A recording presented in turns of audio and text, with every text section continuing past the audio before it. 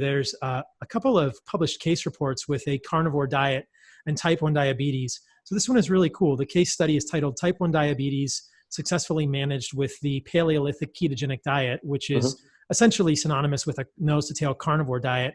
What's so cool is this is a 19-year-old male, newly diagnosed type 1 diabetes, put on insulin regimen, 20 days later shifted toward a nose-to-tail carnivore diet, and he completely discontinued insulin. Strict adherence to the diet resulted in normal glucose levels and a more than 3-fold elevation in C-peptide level.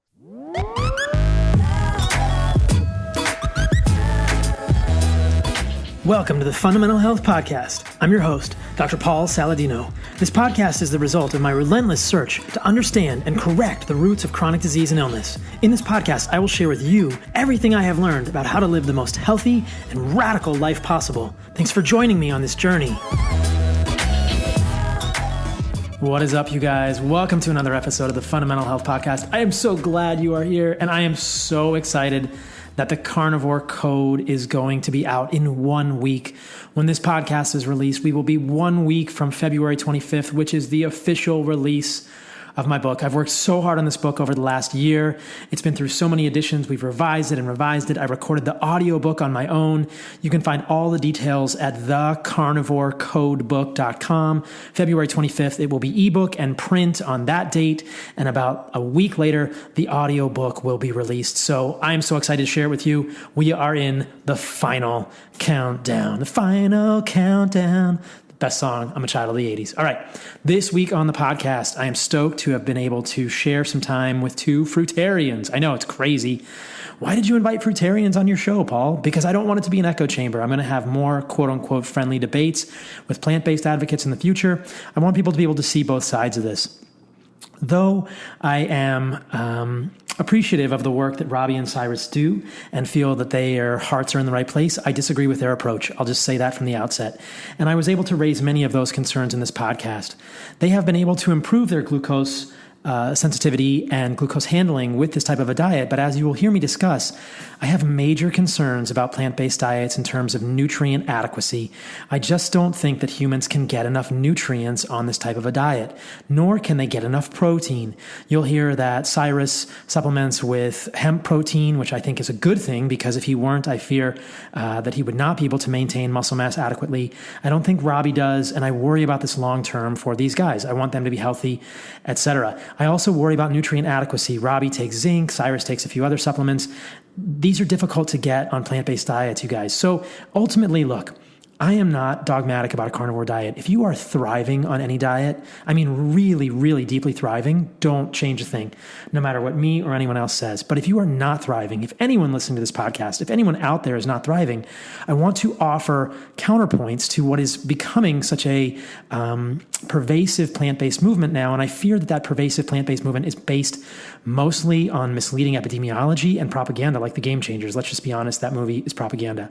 So that is what I hope to do in my work. I hope to offer counterpoints. I hope to offer some degree of science to counteract plant-based arguments, which I believe, again, are not scientifically founded, and to let people know that meat is healthy and that plants exist on a toxicity spectrum. I go into all of that in the book. So this episode is technical, you guys. We talk about insulin resistance at a molecular level, and we talk about why low-carb diets do not induce pathological insulin resistance. So if it's too technical, come back to it, read the show notes. Basically, the takeaway is that low carbohydrate diets do not induce pathological insulin resistance in the same way that type 2 diabetes does. These are different things. One is glucose sparing in the case of low carb diets, and one is pathological insulin resistance. One has been associated with all sorts of negative consequences, diabetes, pathological insulin resistance, and glucose sparing has been associated with many beneficial things. So do not be led astray by ideas that low carb diets cause insulin resistance in the same way that diabetes does. That is false. And I think that I illustrate that very clearly in this podcast debate with these guys. The other thing that is a little bit difficult for me about this book that they are producing that we did not have time to get into is they make a lot of anti-meat claims. Again, I think that my book, which will be out in 1 week, will be able to counter those very strongly, and people will see very clearly that claims that meat is bad for humans are malarkey. So anyway, that is this podcast. I hope you will all enjoy it, and I hope you will all check out my sponsors. Belcampo is amazing. www.belcampo, belcampo.com. They have farms in Northern California. They are doing regenerative agriculture. They are enriching the soil with carbon and organic matter. This is the answer. You can use the code CarnivoreMD at their website to get 20% off. Their steaks are amazing. They are some of the best I have ever had in my life. They are organic, grass-fed, grass-finished, regenerative agriculture. That bone and ribeye is heaven. They also have liver and thymus. We're hoping to get some organ meat grinds. They have ground beef. This food is so high quality, you guys. It is amazing. They have a farm in Northern California. Like I said, we're going to do a meat camp there this summer. They have restaurants in Los Angeles, New York City, and San Francisco. I would encourage you guys to see the amazing work that these folks are doing. They are moving the needle in the right direction in terms of raising animals properly, putting organic matter back into the ground, and sequestering carbon in the ground. So please support Belcampo. Check them out. I think the first time you put a bite of this meat in your mouth, you will just be amazed. It is so, so good. These are good people doing good work. www.belcampo.com. Use the code CarnivoreMD for 20% off Belcampo. White Oak Pastures are my people. We're going to be doing this thing at White Oak. It is White Oak Shella, May 1st to 3rd. I hope to see you guys all there. WhiteOakPastures.com. They sell everything.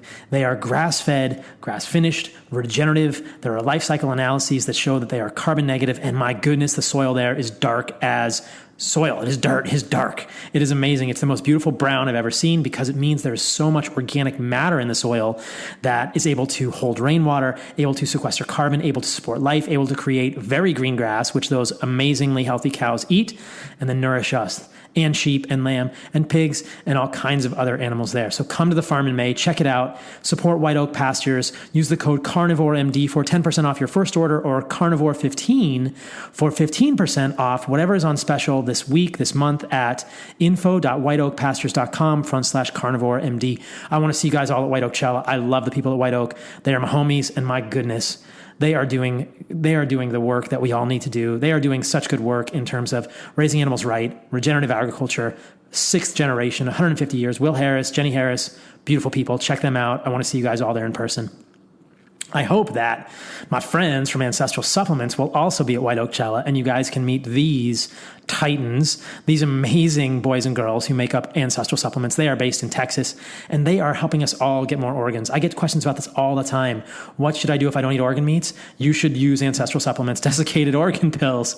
They are freeze-dried, so they are low-temperature dehydrated, encapsulated into gelatin, and they are from New Zealand cows, so they are very clean. They have all kinds of stuff, and the MOFO, the male optimization formula, is in stock now. It is testicle and prostate and liver, and that is magic. You guys may know that I like to eat raw testicle, and I also like to eat freeze-dried testicle when I can't get raw testicle. And, testosterone is important for the ladies too. So it's not just the male optimization formula. I'm going to say it's pretty much marketed to males, but even women could benefit from this formula, and that is going to sell out. That formula is going to sell out, you guys. MOFO is amazing. Check it out. Check out all the other stuff they do. They have liver, heart, brain, kidney, organ complex, tallow, eye, and it's just a great way for all of us to get more organ meats in our diet in a capsule. So check them out. You can use the code SALADINOMD at their Shopify site for 10% off, and they are www.ancestralsupplements.com. They are putting back in what the modern world has left out. We are all civilized to death, as Christopher Ryan would say. Hopefully I will get him on my podcast soon. So without further ado, on to the friendly debate with the fruitarians. I love these guys. I appreciate their openness to talk to me. We definitely disagree on things, but that is what makes the world go round. And ultimately, we all just want to help everyone be healthier and provide good information. So check out, after the podcast, the outro for what is going on with me. And also, if you appreciate this podcast, please leave me a review on iTunes. It is doing so good. We are over 500 reviews, which is amazing. This podcast hasn't even been in existence for a year. It is less than a year old. I'll do a birthday episode soon. Anyway, on to the podcast. All right, we are live. Cyrus and Robby, thanks for coming on the podcast, you guys. Absolutely. Thanks for having us, Paul. We appreciate it. I was we got to flesh this out a little bit before the podcast, but I was going to ask you guys if you knew about the work that I did. And I was just wondering, as we were sort of getting the podcast all set up, I was like, I wonder if they'll come on the podcast. I really appreciate you guys coming on. I think dissenting views are valuable. We need opinions from both sides. And I think people always appreciate hearing the input from both sides. We've got Robby over there sitting in front of just a mountain of fruit on shelves. Classic Robby. I love it. I know. He's got like this he's got like this mangoes everywhere. And then Cyrus, didn't you used to go by the moniker Mango Man? Yeah. So, people call me the Mango Man. People still do call me the Mango Man. And, I just happen to have an obsession with eating mangoes. And so, take the fruit rack that's behind Robby right now, substitute it with all mangoes, and I can go through that in like 1 or 2 days. That's amazing. So I want to hear both of your stories. Basically what I'll just start with is I think that what you guys are doing is important to illustrate some nuanced biochemistry. And clearly you guys have both been able to demonstrate significant improvements in your insulin usage as type 1 diabetics. I want to hear both of your stories with a high carb, low fat diet, which I think is going to lead us into some really cool human biochemistry. But would you consider yourselves to be fruitarian or just mostly fruit based or what? Like, I mean, Robby, you're over there in front of like a mountain of fruit. I mean, when people ask me, hey, what diet do you follow or something like that? I say low fat, plant-based, whole food nutrition. That's the diet. We sort of created a very simple, easy to follow traffic light system for making food decisions. And I personally choose to eat, lots of green light foods, lots of fruits, lots of non-starchy vegetables, herbs and spices, leafy greens, mushrooms, lots of foods like that. And so I say I follow a low fat, plant-based, whole food diet. And how much of that is fruit? Because there's a mountain of fruit behind you right now, man. Yeah. So a lot of it is fruit. I mean, I don't know if I would have to like make a percentage by weight or calories or something like that, but it's a majority of it is fruit because that's where I get my energy from, my calories from. But there's also a lot of greens. I eat a lot of greens, a lot of non-starchy vegetables, a little bit of mushrooms and herbs and spices for sure. So, but yeah, calories come from fruit. What about you, Cyrus? How much of your diet is fruit versus other things? Okay, so that has been an evolution over the course of time. Let's back up in time here. When I first was introduced to the concept of eating a plant-based diet, I was like, you got to be kidding me. What? I don't even know what that means. This was back in 2003. I was recently diagnosed with type 1 diabetes about a year before that. And my health was not so good. My blood glucose was very difficult to control. My insulin use was actually creeping up over the course of time. So when I was propositioned to eat a plant-based diet, I said, you know what, if it'll make me feel better, let me try a 30-day experiment and see what happens. So at that time, I did it under the guidance of a nutrition guru. His name is Dr. Doug Graham. He went on to write a book called the 80-10-10 diet, and he is a fruitarian. And so he teaches people how to eat lots of fruit with, small amounts of vegetables here and there. And he's gotten tremendous results with that philosophy. So under his supervision in the year 2003, I said, okay, cool. Let me try this out. Let's see what happens. And I noticed there was a ridiculous decrease in my insulin requirements and a decrease in my glucose, my average blood glucose level, and an increase in my insulin sensitivity as a whole. And so how are you measuring that? Just by insulin usage? Okay, no. So insulin sensitivity is always the ratio of carbohydrate to insulin. So we always have to talk about them in pairs. And so what I noticed was that my carbohydrate intake went from being about, let's put some numbers on this. It used to be about 100 to 125 grams of carbohydrate per day. So I would say it was low-ish on the carbohydrate side, but definitely not on like a ketogenic diet, okay? So 100 to 125 grams of carbohydrate per day. And I was using on average 40 to 45 units of insulin per day total, combined between basal and bolus. So we're looking at, call it 125 divided by 40, about a 3-to-1 ratio, right? Within 1 week of transitioning to a low-fat plant-based whole food diet, which is predominantly fruitarian, my carbohydrate intake went from 100 to 125 grams of carbohydrate to 600 grams of carbohydrate per day. And my insulin use, you would think, okay, dude eats a lot more carbohydrate, all of a sudden his insulin use is going to go up. But my insulin use went from between 40 and 45 units per day all the way downwards to 25 units of insulin per day, right? So I was basically eating 5.5 times as much carbohydrate for 40% less insulin. And so the insulin sensitivity calculation that we use, that like any normal human being can calculate, is basically total carbohydrate intake divided by total insulin use. So it went from a 3-to-1 ratio to a, what is the number? 24-to-1 ratio. Again, 600 divided by 25, that gives you a 24-to-1 ratio. So that changed from 3-to-1 all the way to 24-to-1 was what I'm referring to when I say that I gained a tremendous amount of insulin sensitivity. And there are multiple ways to define insulin sensitivity that we'll get into. And I think there's a lot of, it's very important that we clarify this for people, but I do think there's a very interesting wrinkle in human biochemistry here that I've talked about on previous podcasts that you're illustrating, that when you go, it's possible to go very high carb and very low fat and not mix the macronutrients and potentially improve quote unquote insulin sensitivity. So we'll talk about that. For sure. No question. And so, go ahead. No, go ahead. So to answer your original question is, am I a fruitarian? The answer is, in 2003, the answer is yes. Right. For the first, it was like 14 years of me following a fruitarian diet where I was eating predominantly fruits every single day. And I felt great, had a lot of energy, could control my blood glucose with precision. Yay.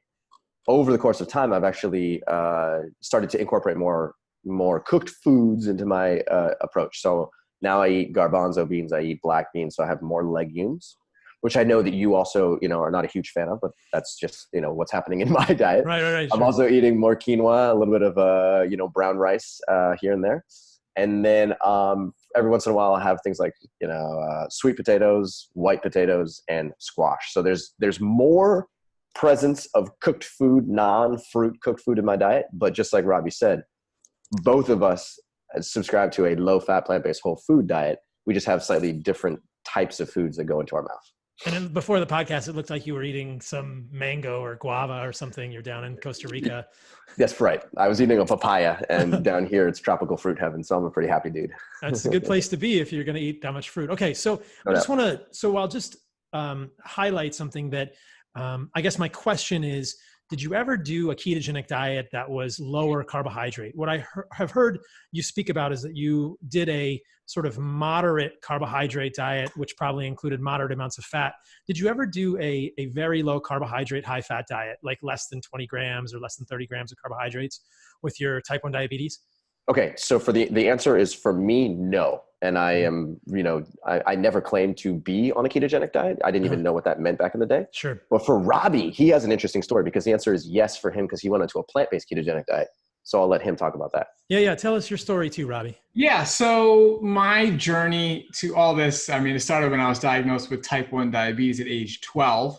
So that's just about 20 years ago now. I've been living with type 1.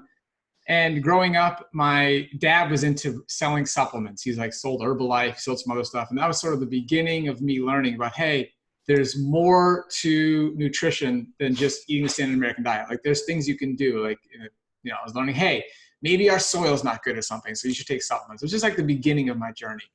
And so, as a teenager, I had, terrible cystic acne. I had plantar fasciitis in my feet. I would wear these big boob boots at night. I had warts, I had chronic allergies, taking Nasonex, Claritin D, just frustrating standard American problems. And the acne was the biggest one that was the most frustrating. And what were you eating at that time? So this was just the standard American diet, sure. Nothing special. Uh-huh. And I took all the major creams, I did the microdermabrasion treatments. Eventually they put me on Accutane, which is one of the most serious drugs you can take for acne. And it was just very frustrating. So over time, I started to learn how to make lifestyle changes through, my dad, and through starting to read books. And eventually, I came across a book that we do not recommend. It's called Kevin Trudeau's Natural Cures They Don't Want You to Know About. He ended up going into jail. It's just not something we recommend. But that book planted a seed in my mind that, you know what? Maybe it will be possible to reverse type 1 diabetes. Maybe if I live a healthy lifestyle and let my body heal itself, I can regenerate beta cells and I'll be back in action and I won't need to inject insulin anymore, and type 1 diabetes will be a thing of the past. So that set me down a path of just doing anything and everything I possibly could to learn what does it take to give my body the nutrition it needs to heal itself. You talk about fasting, every night you go to bed, you're resting, you're fasting. And in that state, things are being repaired, tissues are being repaired. It's okay, what do I got to do to maybe decrease the digestive load to give more energy for healing? That was really the early mindset. So that sent me down the path of, I started trying the Weston A. Price Foundation diet. I'm sure many of your listeners are familiar with that. And I didn't really see any change in my diabetes health. And then What were your macros like on that diet, do you think? I can't remember, but it's probably similar to standard American diet as far as macros. So there's some fat, some carbohydrate, some protein. Exactly. Okay, exactly. so which we all know, for clarification, is like the worst possible thing that you can do for human metabolism when you have like a medium amount of carbohydrate, medium amount of fat, especially if there's refined carbohydrate. Absolutely. Yes. And that, I think, is one of the keys that we're going to get to, that this combination of moderate amounts of fat and carbohydrate really cause our body to store fat and break the metabolism. But go ahead, Robby. I just want to clarify that. Yeah, for sure. Absolutely. So anyways, the next part of my journey was, again, the whole mindset is, what do I have to do to reverse type 1 diabetes? Okay. What do I need to do to get my beta cells to work again? So I came across this movie, Raw for 30 Days, that Gabriel Cousens put out. And so that had a guy in there by the name of Kurt Tyson. And then I ended up reaching out to Kurt Tyson. We connected through MySpace. That's how long ago this was. Oh my God. And he was a really nice guy. And if you watch that movie, you will see that the claim is essentially made that Kurt Tyson reversed type 1 diabetes. And there's a lot of nuances around that, which we don't really need to get into. But the point is, I was like, wow, okay, I'm going to do this. He was really nice. I talked to him. He was friendly. He's like, yeah, just do the phase 1 Gabriel Cousens program. And at that time, ketogenic diets weren't popular. But in hindsight, that is a plant-based ketogenic diet. You're not eating more than 30 grams of carbohydrate per day. You're getting your calories from nuts and seeds, from oils, and there's lots of leafy greens involved. That's, plant-based keto. So I started doing that. And my insulin requirements fell dramatically. It was amazing. I was so excited. I remember I had a phone call with my dad. I'm like, Dad, this is working. I'm going to reverse type 1 diabetes. My insulin requirements are going down and down and down. I started a Facebook group with my friends. I said, watch me reverse type 1 diabetes. I'm getting all excited. So at that point, the lowest insulin requirements I had ever had, it was 10 units of fast-acting insulin per day. That's all I was using. That was my basal. I manually injected my basal. I would wake up in the middle of the night and inject a little bit. So I was eating 30 grams of carbohydrate per day. So that's a 3-to-1 carbohydrate to insulin ratio, as Cyrus just explained. The thing that I struggled with is that I was losing weight and I didn't have any energy. So there was situations where I was on campus at the University of Florida at the time, and I basically blacked out. And I was just very, very scared that this is a problem. Something's going wrong here. So I went back to my naturopath, who had sort of got me started on a lot of this stuff, giving me supplements. And she said, okay, you know what? Maybe the next thing to do is chelation therapy. That might be helpful here. There could be heavy metal toxicity going on. And I was really considering doing that. So I was at the University of Florida at that time. She was practicing in Tampa, and I was going to sign up for a program where I would drive from college, at University of Florida to Tampa to do this chelation therapy. But before I committed to that, I heard a podcast with Doug Graham. And this was before he came out with his book. And in the podcast, he was talking about the body basically being able to cleanse itself of toxins when you're following what he described as a fruit-based diet, essentially. And I was getting really excited because at this point I had missed fruit. I loved eating fruit, and I wasn't eating any on the phase 1 Gabriel Cousens program. So I was like, okay, you know what? I'm going to try this. And I started to learn more and more information. And eventually the book came out in December. This is 2006. So September 2006, I hear the podcast. December 2006, the book comes out, and Cyrus is one of the testimonials in the book.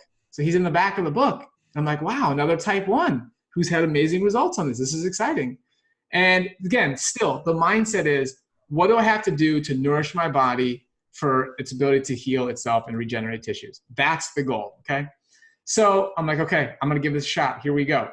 And I start eating fruit. So I work with Doug Graham. We did a coaching session, or actually a coaching agreement, essentially. And I would email him every single day. He emailed me back every single day. And we did this online coaching. So I started eating this fruit-based diet. And what was amazing was the fact that I would, just like Cyrus, I thought I would need to inject tons of insulin to eat the fruit that this guy's telling me to eat. And what ends up happening is, no, my insulin sensitivity improved. So this is a very important point here, because we're getting into the nuances, and I know you like that here. So my total insulin use goes up. So now I'm using roughly, 25 to 35 units a day, roughly. There's a range based on how active I am. All right. So, but the amount of carbohydrate I'm consuming is now 600, 700, 800 grams of carbohydrate per day. So similar to Cyrus, my 24-hour ratio is roughly, 25, 28, 29 to 1. It depends on the day. But if you do the calculations, it's a minimum of a 600% change in total insulin sensitivity based on the carbohydrate to insulin ratio. So in addition to seeing that insulin sensitivity, my skin cleared up.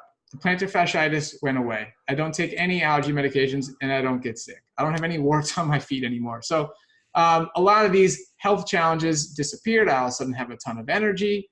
And most importantly, my blood glucose management is excellent. So people are concerned that, hey, if I start eating a bunch of fruit, not only is my insulin going to spike, but my blood glucose levels are going to spike and I'm going to be on a roller coaster. I'm going to go up and I'm going to go down. It's going to be hard to control. So nowadays, people living with type 1 diabetes, a lot of us are using continuous glucose monitors. So we see our blood glucose reading given to us every 5 minutes on our phone. We see the profile. We know exactly what happened after every single meal. So doing this repeatedly over and over and over again, you get a lot of data, a lot of information. And so the typical type 1, so there's this concept called time in range. And that is over a 24-hour period, what percent of time do you spend with your blood glucose in range? And the diabetes community has established that for type 1s, that range is going to be 70 to 180. So for a 24-hour period, if you're in range, you're 70 or 180. Once you drop to 69, you're low, you're out of range. Once you get to 181, you're high, you're out of range. And so the goal, the consensus, is try and have lows no more than 5%. And you want to reduce your highs as well and try and stay in range a minimum of 70% of your time of the day. So most type 1s using multiple daily injections, which is what I do, there's no pump here, they are somewhere between like 50 and 60%. This is in published research where this has been studied, 50 to 60%. Now, people using a pump, they get a little bit better. And then people using a closed loop system. So that's an insulin pump and a continuous glucose monitor speaking to each other and making micro adjustments throughout the day, primarily overnight, which is a major improvement in people's time in range and their A1C. They're seeing, an average of about 70% of time in range. So me eating this high fruit-based diet, I'm seeing over the past 90 days, my time in range is 90%. My low is 3% and my high is 7%. So I'm an N of 1 here, but we're getting more and more data on this sort of lifestyle. And so my time in range is really important here as far as insights into like blood glucose control. Like we're talking about, two dudes here living with type 1 diabetes. Why do we do this? Because our insulin sensitivity is high for sure, but so is our blood glucose control. So is our time in range. So in addition to energy and all the other benefits. So that's why I do it. Cyrus, you were just holding something up to the camera. Yeah. I have a slightly different system than Robby. Let me show you this. This is my most recent time in range. So it says 83% in range, 12% low, 5% high. So there's a little bit of room for improvement, no doubt. But just like Robby said, the peer-reviewed published research actually shows that people with type 1 are in the 50 to 60% range. Right. And what we do, what we like to, we hold ourselves to a high standard. And like, it's not good enough for me to achieve 70% in range. It's not good enough. Right. So like, I want to make sure that if I'm educating people about how to control their blood glucose, that I'm in 85, 90, 95% in range. And same with Robby. So we're trying to sort of like make sure that we talk the talk and walk the walk at the same time. And what about your mean amplitude glucose excursions postprandially? Do you have any data from your CGM that shows those? I guess I should preface that. Have you guys seen what a CGM looks like for somebody on a carnivore diet? Yeah, it's completely flatline, right? You're between 80 flatline. and 90 all day long, every day. Exactly. 100%. Yeah. And actually, I'm glad you brought that up because, hi, buddy. There's a lot of people who come to us because they've been eating a carnivore diet or they've been eating a ketogenic diet or low carbohydrate diet. And they say, hey guys, look, my glucose is flat. You got muted. My CGM is a flat line. But despite that, what ends up happening is that a lot of people come to us empirically over the course of time and they say, hey, my digestion has gone downhill over the course of time. I feel like I'm very low energy. I'm gaining weight / I can't really lose weight. And so there's a sort of a whole collection of other side effects that seem to come along for the ride, despite the fact that their glucose is stable. And that's where it becomes really interesting to us because we didn't go into this thinking like my objective in life is to teach people how to eat more plants. It's just sort of, it came to Robby, it came to me. And the more that we read and the more that we interact with people, the more that we find that it seems to be a really effective solution for short-term and long-term health. And so it's interesting to see people who have been eating, more carnivorous diets. Are you talking learning. Now? It depends. It's important to define what you mean by a carnivore diet, because I would push back a little bit there. In the people that I work with, like, we do not see problems with digestive issues. We do not see weight gain if they are eating a purely carnivorous diet. We have to be very careful to not mix the terms here. Have you actually had someone that is eating a full carnivore diet come to you in your program? Okay. Before we go there, can you define what it means to be eating a truly carnivore diet? Because I want to learn from you. So no plants. So this is all animal foods. And my listeners will know that when I recommend the construction of a carnivore diet, it's an ancestrally consistent carnivore diet that eats animals nose to tail. I'm not a proponent of eating just steaks. I recommend that people eat muscle meat, fat, to get enough protein from the muscle meat. We're going to talk about that too. Fat and organs. I want them to get calcium and minerals from bone broths and adequate amounts of salt. So that's how I would define a carnivore diet. And I think it's important to clarify whether you've had somebody eating any type of carnivore diet or that specific nose to tail type carnivore diet, or are you just meaning carnivore diet as an omnivore? Yeah. So my answer, I don't know, Robby's answer is different, is no. I don't know anybody particular, hey buddy, watch it, that is eating a truly nose to tail carnivorous diet. When I'm referring to somebody who's eating a more carnivorous diet, I'm talking about somebody who is omnivorous but tends to eat multiple servings of animal-based foods per day. That's what I'm referring to. Yeah, I mean, I would absolutely agree with what Cyrus said, and I agree with your clarification, Dr. Saladino. Like, it's important these are nuanced things. They're kind of like, they're new. There aren't like that many people doing it. There isn't like that much study. So when we talk about it, we want to be clear and we want to be, very specific. So the answer is no. I've never met a person like that. I guess then I've met you. Or somebody come to our coaching program saying that's what they did. I've absolutely never. And I think that there's the nuance, the devil's in the details here, right? Because when we're saying, I think that all of these things are so valuable because clearly you guys have had improvements in your health with your dietary change. Correct. And there are people doing carnivore diets and ketogenic diets who have had improvements in their health. But I definitely think that there are people who are doing carnivore diets who are just eating steak who may not have the improvements in health that they could. And there are people doing ketogenic diets that might be doing dirty ketogenic diets. The devil's in the details. And I think all of these applications can be valuable, but it's important to be very specific about what we're saying. And when we're saying that people are not doing well on ketogenic diets, I always wonder, like, is there some nuance there that is having people have issues? And that's probably important to dig into too. So no doubt. Yeah. And I think it's also important to highlight the fact that what we're talking about when we're helping people, we have so much more in common than we don't. You know what I mean? Like, there's so many overall lifestyle things that also play a role and are helpful. And like, I think that's important to recognize. Oh, absolutely. I couldn't agree with you more. And on the podcast I've done in the past with people who are plant-based dieters, we can all always agree that processed foods, refined carbohydrates, and vegetable oils are a big issue. And you know what? I think people could definitely be healthy eating a plant-based diet that did not have those things in it. My personal opinion, and this is kind of where the nuance comes, is that including some animal foods would improve the diet, but that's kind of what we're here to kind of hash out. So yeah, for sure. I just want to highlight a couple of things for people as well.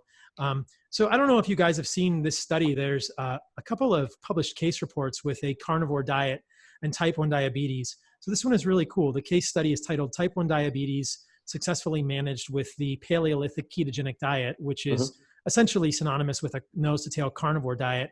What's so cool is this is a 19-year-old male, newly diagnosed type 1 diabetes, put on insulin regimen, 20 days later shifted toward a nose-to-tail carnivore diet, and he completely discontinued insulin.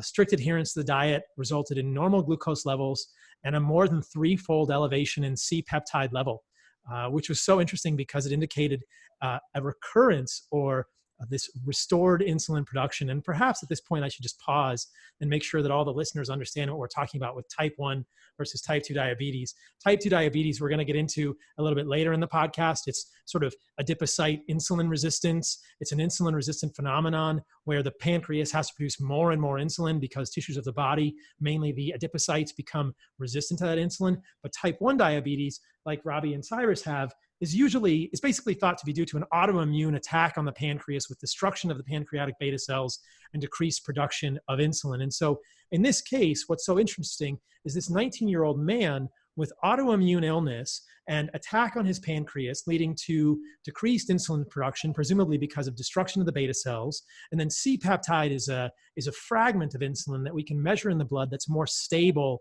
minute to minute. So when we actually want to see insulin levels in the blood or insulin surrogate levels, we measure C-peptide. For him to have a restored threefold elevation of C-peptide suggests that he had cessation of the autoimmune attack on his pancreas. So it's a pretty interesting case, wouldn't you guys say? So Yeah. I actually have come across that paper. Cyrus, have you read that paper? I have not read that particular So paper. No. I came across that paper. Can you remind me how long he had type 1 diabetes? It was newly diagnosed. Okay, so that's the nuance I want to bring back to the Kurt Tyson conversation, because I've read that paper. You know, being a person who's all about trying to heal type 1, this stuff comes across my path. It's a very interesting point here. And I would love to see more research of what happens to people when they are recently diagnosed. They're in that honeymoon phase, the beginning process. We don't truly know what's going on with the cause of type 1. Autoimmune, there's a lot of science around that, but we don't truly know what is the actual cause of type 1 diabetes, what is actually going on. So Kurt Tyson's an example. There's two young boys. They have an example. It's like Health eSolutions. That's a paper. There's a couple other anecdotal examples of people making lifestyle change right after diagnosis and being able to see a turnaround. So I think it's interesting. And I think we need more research and see, hey, what would happen if somebody like that, what if they adopted a low-fat, plant-based whole food diet? Question for you. Can you dig up the numbers? What numerical value was his C-peptide before and after the intervention? Do you know? So normal diet, the C-peptide was, I'll find it for you. It's in here. There was a threefold. I'd have to actually pull it up if they put it on the paper here. Okay. I'm assuming that if he has type 1 diabetes, that his C-peptide value probably started out at like a 0.1 or 0. So it says, to ascertain type 1 diabetes, laboratory examination of C-peptide carried out. C-peptide level of 0.6 nanogram per ml measured January 8th, 2014. And then I'd have to see what the second measure was, but they say the C-peptide measurement was repeated on the 10th week of the diet. This indicated an elevation to a value of 2.2 nanograms per ml. Yeah, and that's a big change. Yeah, and as you know, a ketogenic carnivore diet or a carnivore diet is going to have a low C-peptide. My C-peptide is 0.9 or 0.8 when I measure it because my fasting insulin is 1.9 or 2.3. So it's interesting, because what we see on these very low carbohydrate carnivore or ketogenic diets, there's not a whole lot of fasting insulin present in the first place. So C-peptide is quite low. But I think you're absolutely right, Robby. What we've got here, I think the way that I would formulate this in my mind is that I think type 1 diabetes is probably autoimmune. And if we can remove the things that are causing the autoimmune injury, which may be processed carbohydrates, vegetable oils, et cetera, if we can stop that autoimmune injury, we can reverse the process. But it is interesting to me, and I think we'll probably get into this later, that a fully animal-based diet that's high in fat, especially high in saturated fat, was able to reverse type 1 diabetes. That'll provide some fodder for future. No, I mean, it's fascinating. And I would think what's going to be fun to see is I hope they do a follow-up on him. They did after 6.5 months. So they said currently the patient on the Paleolithic ketogenic diet, which is a carnivore diet, for 6.5 months, he's free of complaints. No side effects emerged on that one. So that's great. I mean, again, as far as like what it means for type 1 diabetes and the type 1 community, when we start talking about things that can heal and reverse and get beta cells working again, it's a big deal. That's a big deal for a lot of people. Yeah. So I really hope that that person who's experienced that, I hope sort of like takes on that responsibility and is like, hey, keep on studying me, keep on publishing about me, because we all want to continue learning. Yeah. And I have had multiple people reach out to me through social media saying that their type 1 got a lot better and they were able to decrease their insulin requirements by half on a carnivore diet. So there are lots of examples that I've seen of a carnivore diet helping as well. I just want to point out, we'll get to this as well, but there's also a published case study with type 2 diabetes and many other studies with type 2 diabetes on a carnivore diet. This one is titled Successful Treatment of a Patient with Obesity, Type 2 Diabetes, and Hypertension with the Paleolithic ketogenic diet, which is, again, a carnivore diet. And this person was on a carnivore diet for 22 months, free of symptoms, side effects, medications, with good insulin sensitivity and no need for any medications to control that. So there's a lot to talk about here. I'm welcome comments if you guys want, or I was thinking let's dive into defining. I would love to dive into defining insulin resistance and kind of going from there. Yeah, before we get there, ask you a quick question. I know the carnivore diet philosophy is a relatively new thing, within the last 2, 3, 4, 5 years or so. Yeah. Two questions for you. What is the longest term research that you know of about a carnivore diet, published in, a group of people, 20, 30, 40 people like that? And is there actually randomized clinical trials performed on people who are consuming a carnivore diet? So the longest, there are many, many anecdotes, and we are currently creating randomized research. There are thousands of anecdotes now. The longest research study I'm aware of is a year-long, done on Villemur Stephenson and another gentleman in Bellevue Hospital. They were observed directly for a year, and they had no changes in blood pressure, weight, or anything negative happen to them on a nose-to-tail carnivore diet. And then there are people in the community who have been eating a carnivore diet for more than 20 years with no issues. Myself, I've been eating a carnivore diet for over a year and a half and frequently check my blood work. I'm happy to talk to you guys about any of that. I think that this comes up a lot. So when I was on the Doctor's TV show, this criticism gets put up a lot. And I think it's not really fair to say this because research moves slowly, right? Like, Agreed. Just because we don't have randomized controlled trials of a carnivore diet doesn't mean that this intervention is invalid or not usable for people, unless we can demonstrate potential damage or harm or issues. And that is not something that I have seen in myself, my clients, or anyone in the community. I think that oftentimes for mainstream acceptance in medicine, physicians are not going, if we had those trials, the carnivore diet, like, believe me, people would be rioting in the streets because that will be such a paradigm shifting day when we have those trials. Because as you know, mainstream Western physicians are oftentimes myopic unless there are RCTs. And believe me, we are going to do this. It's just, this is part of the process, building the steam, creating the pilot study and moving from there. But there are controlled trials of a carnivore diet, both with gut flora and this year-long examination of 2 people in Bellevue Hospital, which was quite rigorous. But beyond that, we're working on getting more. So fair point. Cool. And cool. I think, we can't, I'm like, well, that's what we got to do, right? Agreed. Yeah. I mean, I know what you're saying here is like, now RCTs are being considered, the gold standard of nutritional research. And even then, every single study you bring up, whether it's an RCT, whether it's a meta-analysis of an RCT, you name it, there's always a caveat.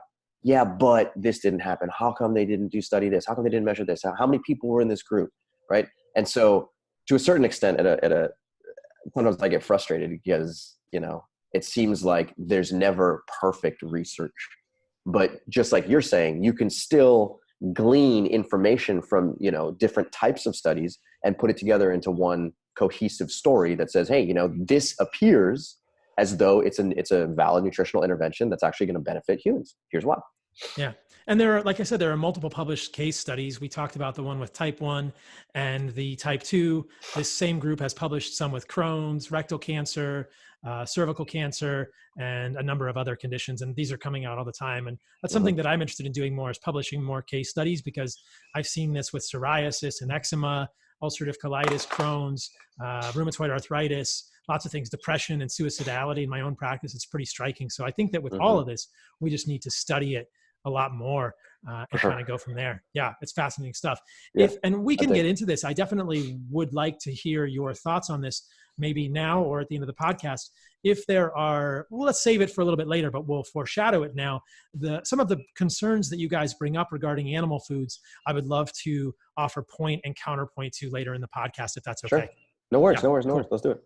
All right. So let's talk about insulin resistance. This term gets thrown around a lot, and this discussion could get pretty technical, but how would you define insulin resistance? And I will then offer my perception of that too. Okay, cool. So here's how I would define insulin resistance. A lot of people refer to insulin as being your fat storage hormone. I'm sure you've heard that. Robby's heard it. I've heard it. You name it. If you sort of look in a biological textbook and try and find out what is the purpose of insulin in the human body, insulin has thousands of different responsibilities. Right. But its primary responsibility is to shuttle or to signal to tissues to uptake glucose. See, I would disagree with you there. I don't see that as, I think that's the fifth function of insulin. And I'll let you finish, and then I'll give you my perspective on what the functions of insulin are. I would place management of glucose as the fifth most important thing that insulin does, and the fifth thing it does sequentially when it is released in the body. Okay, so that's fine if you want to put it as fifth. I want to know what the other top four are, but let me finish here real quick, and then we can go into that for sure.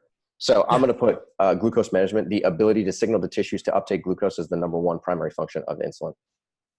And so when we're talking about insulin resistance, at least the way that researchers have canonically studied insulin resistance over the course of many years, is they're looking at the ability of insulin to dispose of or signal for the disposal of glucose from the blood into muscle tissue or into liver tissue. And so muscle and liver are thought of as being like these two large glucose sinks. They're two organs that have the ability to uptake large amounts of glucose if the conditions are right.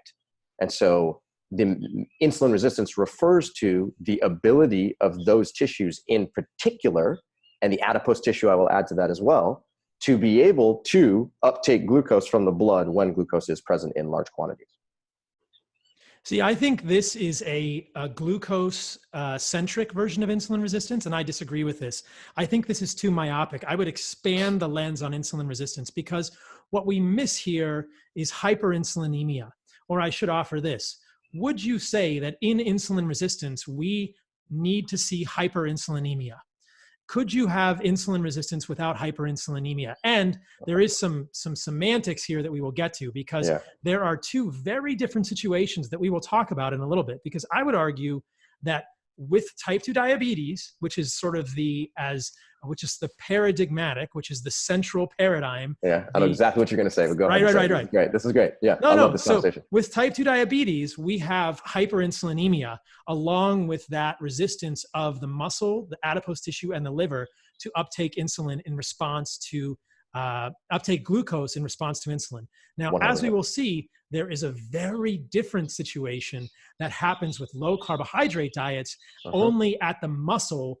And I don't think this is insulin resistance. And I think this is an inaccurate characterization of insulin resistance. I think this is glucose refusal or glucose sparing. Rejection. These two get confused, and this leads to much consternation. I think we really have to clarify this for research purposes, and so we know what we are talking about. So let me back up, and I'll tell you what I think the functions of insulin are, and then we'll dig into all that. Is that okay? Go for it. So I think the first thing that happens when we release insulin in a phase 1 insulin response, which can happen even without eating food, it can happen by looking at food and thinking about eating it, we can get a phase 1 insulin response, and insulin is released from the beta cells of the pancreas and has an autocrine function there. And that means it affects the levels of glucagon. So I think the first job of insulin is to control levels of glucagon. The second thing that insulin does is in the pancreas, where it controls nutrient partitioning. And there you have a seesaw between de novo lipogenesis, which is the formation of new lipid particles from excess carbohydrates or other substrates. And on the other side of the seesaw, you have gluconeogenesis and the formation of ketosis. So I think that is the second thing that insulin does. Are you saying that that's happening in the pancreas? Is that what you said? That's happening in the liver. Okay, I think you said pancreas earlier, but go ahead. Oh, the autocrine function of insulin is happening in the pancreas, and then the nutrient partitioning seesaw between de novo lipogenesis and gluconeogenesis and / ketosis happens in the liver. In the liver, of course. The third and fourth things that insulin does are to suppress lipolysis and proteolysis. And only when it comes to the fifth thing, only when you get to very high doses of insulin, do you get the glucose effects. And this is documented in the science that this is what happens when we are thinking about this from the perspective of the euglycemic hyperinsulinemic clamp studies, which are what are used to look at insulin sensitivity. We are only giving people doses of insulin that are high enough to get to that fifth function. But what happens is at lower doses, insulin does all of these other things. And it's only when we get to the highest doses in the bloodstream that it actually gets to the glucose management. And this is what's different for type 1 diabetics, is because you guys are injecting intravenously,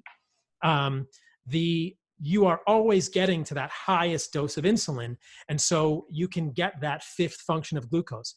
But before insulin does all of those things, and we must not forget about all of these other functions of insulin when we are crafting a definition of insulin resistance and insulin sensitivity, it does an autocrine function in the pancreas by managing glucagon levels. It affects nutrient partitioning in the liver. It is going to suppress lipolysis. It suppresses proteolysis. And only then does it affect glucose movement into cells. So that brings up a whole different perspective on what insulin is doing. Okay, so let's back up here for a second. You're saying that glucose management is the fifth priority of insulin, and that glucose management doesn't happen until those other four higher priorities are first taken into account. Well, are we talking temporally, or are we talking concentration-wise? If we're talking you tell me. Concentration. You're talking concentration. So you're saying that glucose management insulin does not promote glucose uptake until all of those other four higher priorities are taken into account. As we move up the concentration ladder, yes. I think that in terms of hierarchy of the roles of insulin, those other ones are done first, and glucose management only happens at the highest things. Okay, but then does that mean, just for full clarification so I can understand exactly what you're saying here, that only in high glucose concentrations does high insulin concentrations is when the role of insulin to manage glucose actually becomes quantitatively important? Well, right. So in low glucose situations, you're saying that insulin doesn't necessarily have too much of a role in glucose management. Are you saying low glucose or low insulin? Low insulin. Sorry, let me back up. In low insulin situations, you're saying that insulin in when it's low in concentration doesn't really talk to glucose, but only when insulin is higher in concentration, then it's actually directing glucose into cells. Yeah, this is the difference between the phase 1 and the other phases of insulin response. But yes, at the lowest concentrations of insulin, it's not really doing a whole lot of that glucose management. It's doing the other things earlier in the process. And there is this hierarchy to how much insulin is being injected, which is different. When you, as a type 1 diabetic, inject insulin into your vein, you are getting a big bolus of insulin. When somebody with time out, we're not actually injecting into a vein. We're injecting subcutaneously. Subcutaneously, right? Yes. Sure. So yeah, so it's actually diffusing into the blood instead of going IV. But in the case of a euglycemic hyperinsulinemic clamp, they might be injecting glucose and insulin into a vein, right? So yes, and your point still stands that when you're doing a euglycemic hyperinsulinemic clamp, as the name implies, you're in a hyperinsulinemic situation. The first thing they do in that laboratory procedure is they give you a supraphysiological dose of insulin to max out insulin receptor capability. So they're saying when insulin is present at a ridiculously high supraphysiological concentration that you would never actually experience in vivo, right? Then under those situations, how much glucose can we actually infuse such that your muscles and liver will take it up? And then we can use that as a measurement of exactly how much glucose you're capable of disposing. And so I would agree, if you're studying insulin and glucose biology under supraphysiological concentrations, it's not necessarily representative of what's happening in your body right now, in my body, or what would ever happen under, basal living conditions. However, the test, I think, still has a lot of validity because it's used as a measurement of maximal glucose uptake. And that measurement of maximal glucose uptake, I think, has a lot of value in the research community because it gives insight into how the muscle and liver are actually operating when they're given a supraphysiological dose of insulin. That is true. And as we will talk about, it can be confounded by certain physiology when there's glucose sparing happening. And that is where people are mistaken. And I think things get confused. So let's just unpack this for people. Yeah, let's go into that one. And go a little bit deeper here. So I think before we go on, I want to ask you, or I want to suggest that we must accept that in states of insulin resistance, we have hyperinsulinemia. Because without hyperinsulinemia, I do not believe that we can prove insulin resistance. Are you willing to move forward with that? Okay, so I think Fasting, a lot of this hyperinsulinemia. So this comes down to a semantic argument, to be perfectly honest with you. And I know exactly what you're saying here, is that there's sort of two states of insulin resistance, if you will. Okay? I would define one of them. I would say one of them is insulin resistance and one of them is glucose and one of them is sparing. not. Yeah, okay. yeah. They are very different physiologies. And this is where things get confusing for people. And we really should highlight the difference. Okay, great. So what you're referring to, just to make sure that all the listeners are following along with us and we're not getting too technical here, is that insulin resistance is canonically talked about and studied in a situation where an individual is either hyperglycemic, which means that their blood glucose in the fasting and postprandial state is elevated, and or they are hyperinsulinemic, meaning that they have excess insulin floating in their blood. And under either or both of those circumstances, that is an indicator that both muscle and or liver are having a difficult time communicating with insulin and therefore disposing of glucose. So that's sort of canonical insulin resistance, which is associated or actually causal in prediabetes and type 2 diabetes that we know increases premature death. Now, right. And I think that there's a lot of debate about what part of that it is that causes premature death, right? I think that it's not entirely true. We know that this state of insulin resistance with hyperglycemia and or hyperinsulinemia in the fasting state is associated with many worsening outcomes, right? For sure. And it's important that we highlight that hyperglycemia has problems because of the endogenous formation of advanced glycation end products, AGEs, carboxymethyl lysine, et cetera, and that hyperinsulinemia has problems because insulin is it's not an anabolic hormone, it's an anti-catabolic hormone, but there are pieces of that may be problematic. So there's a hyperglycemia component, and we know that postprandial hyperglycemia is associated with endothelial damage. And there's a hyperinsulinemia component, which are separate from, and then we need to clarify adipocyte, liver, and muscle refusal of glucose when influenced by insulin, because that is where this whole discussion lies. Yeah, exactly. Okay, so let's get back to what we're talking about. So the canonical view of insulin resistance is what we just talked about, where either you're hyperglycemic and or hyperinsulinemic, and that's the type of insulin resistance that's canonically studied in the research. Then the second type of, we'll call it glucose sparing / glucose refusal / glucose rejection, is what's considered to be physiological glucose sparing, which is the reduced ability of liver and or muscle cells to uptake glucose from the blood in a state in which you are not hyperglycemic and you are not hyperinsulinemic, meaning your blood glucose is well controlled, your insulin levels are low, but even despite the two of those both being good things, muscle and liver tissue is having a difficult time responding to small amounts of insulin. I would pause you there. And therefore cannot take glucose up. It's not a difficult time. It's purposefully doing it. And we can talk about the physiology. The muscle is saying, I don't need glucose because I have fatty acids. And we can talk about this physiology. I want to unpack this for people. I don't think we can characterize it as the muscle and the liver struggling to take up glucose. They are purposefully, intentionally, physiologically doing this. This is a normal part of human physiology. This is not pathologic. They are saying, I don't need glucose. I am sparing glucose for kidneys, testicles, red blood cells, and the brain. I can run on fat. Okay, so I wouldn't disagree with you, to be perfectly honest. Okay, so maybe I misspoke earlier when I said that they're having a difficult time communicating with insulin. But the idea here is that they've initiated a state in which there's reduced communication with insulin. Yes. And there's reduced uptake of glucose, again, to spare glucose for other tissues. Yes, for your red blood cells, for your brain in particular. No doubt. Yeah. Okay, so we're talking about two different states of glucose metabolism. One of them is considered pathologic, and that means that it's going to increase your risk for chronic disease and type 2 diabetes. And the other one is considered to be non-pathologic. Now, when I was first introduced to this concept, And has been associated with improvements in type 2 diabetes and many other things, which we can get into. Okay, so when I was first introduced to this concept, I was actually very intrigued by it because it was something that was brand new to me and something that I hadn't really read about in the research. And I will admit that when I go into the research and I look for differences between pathologic and physiologic insulin resistance or glucose sparing, however you want to refer to it, I'm having a difficult time coming up with actual research that sort of shows the consequences in the long term. Maybe you're privy to some information that I don't have. And if so, I would like to read this information. But from what I've found so far, even though there is a distinction and it's likely that the two scenarios can lead to drastically different outcomes, I'm having a difficult time finding research that actually backs this up. You haven't found research on long-term ketogenic diets? Well, define long-term. 5 years? Okay, so there definitely is research on ketogenic diets over the course of like 1 year, 2 years, 5 years. It's a small number of papers. And there's actually, again, if you're taking a look at the glucose-centric picture of a ketogenic diet, then you get a poor outcome.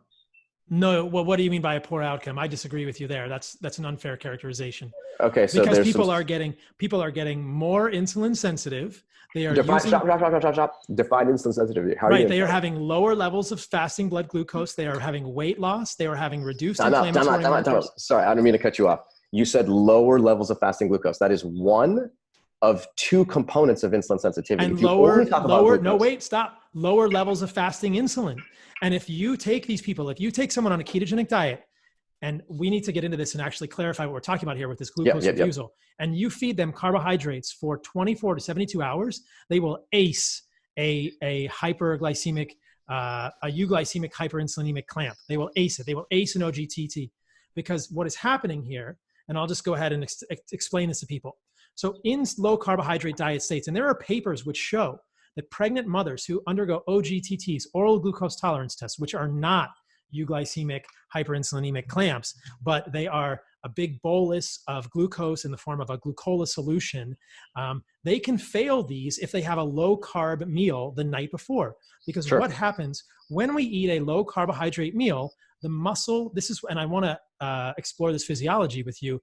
The fat cells, when the fat cells see insulin drop, right, then they will release, then hormone-sensitive lipase is activated. There is increased free fatty acids in the blood, and the increased free fatty acids in the blood signal to the muscle tissue. So we have adipocytes responding to lowered levels of insulin, which is generally a good thing, which is what will happen when we eat low carbohydrate diets. And that will signal to the muscle cells that, hey, you don't need to take up glucose because you have free fatty acids. So that the muscle cells see the free fatty acids and then they pause. They do glucose sparing and they will not take up glucose. Now, this is important. It's all starting with the muscle cell, right? In times of non-physiologic or pathogenic insulin resistance, again, I would say that muscle-centric paradigm in which people are eating a low carbohydrate diet starts with the muscle, as it doesn't need glucose because it has free fatty acids. When someone has insulin resistance and is hyperinsulinemic, hyperglycemic, as we would imagine a type 2 diabetic to be, it starts with the adipocyte. And the adipocyte is becoming insulin resistant, and they are sitting, it is not doing the proper formation of palmitoleic acid relative to palmitate, and the adipocyte is what is signaling to the rest of the body. The adipocyte is not seeing the insulin signal. So it's insulin resistance in the adipocyte in type 2 diabetes, and it's glucose sparing that starts in the muscle in a low carbohydrate diet. But these are not the same. They look similarly, but only if we're not careful to distinguish which tissue is reacting. Is this physiology that you're familiar with? 100%, yeah. And I'm not going to disagree with you because yes, there's a different communication with insulin that the adipose tissue does versus the muscle tissue versus the liver. We haven't even gotten into the liver yet. So I'm not going to disagree with you in that context. But one thing that I think we got to sort of pay attention to at all times is that the argument that you're bringing forth is that there's an over exaggeration of how to measure. How do I say this properly? Canonically, when talking about insulin resistance, you're referring to researchers as being very myopic and saying it only deals with glucose and carbohydrate, and that's the whole conversation is. And it's glucose only and using insulin. And it's only using Right. euglycemic hyperinsulinemic clamps. But if we incorporate hyperglycemia and hyperinsulinemia into that equation, a very different picture emerges, and we see a divergence in the physiology between these two states. We must not conflate these two. And I fear that that is something that happens a lot of the time. Okay, but true or false? Insulin still has a role in glucose metabolism, even if insulin is in a physiological concentration. What do you say? False? Insulin still has a role in glucose metabolism, even if insulin is in a physiologic. What do you mean by physiologic concentration? So meaning that you're not hyperinsulinemic, because you mentioned earlier that insulin is only responsible for glucose disposal when present in hyperinsulinemic conditions. No, I did not say that. I said at higher levels. I said at higher levels, that as the insulin level rises, right? I didn't say hyperinsulinemic levels. I said as the insulin rises, it is only once it hits a certain higher level that it is responsible for glucose disposal. At the lower levels of insulin, and all of those gradations of levels of insulin are can be physiologic. So I would agree with you that even within physiologic levels of insulin, not hyperinsulinemia, insulin is responsible for glucose disposal in the muscle. Absolutely. It is not only when it is hyperinsulinemic. It's just that it's higher levels, and that you get the phase 1 insulin response, it's autocrine, then it does nutrient partitioning, lipolysis inhibition, proteolysis inhibition, and those can all be physiologic, but it's the gradations of the levels of insulin. Okay, gotcha. So I think one thing that we have to take into account here is that there's let's think about insulin sensitivity as having two regimes, two different arenas. There's what's happening in the fasting state. So this is basically fasting glucose metabolism. And then there's also what's happening in the glucose challenged state. Okay, the postprandial glucose challenge state, which is but what if you similar don't eat glucose? So that's the whole point. That's the whole crux of this argument. And what you're referring to is that you're saying if you operate in a low glucose environment, a low carbohydrate environment intentionally by either eating a ketogenic diet or a carnivore diet, then the type of glucose sparing that occurs is non-pathological. Yes. And it does not result. It occurs at the muscle. It also occurs at the liver, true or false? I believe it also occurs at the liver, right? Because Absolutely the liver's making ketones. Yep. Absolutely. Well, in addition to that, also liver's responsible for a significant glucose uptake. And when you cut off the glucose supply, then the ability of insulin to interact with the liver goes way down.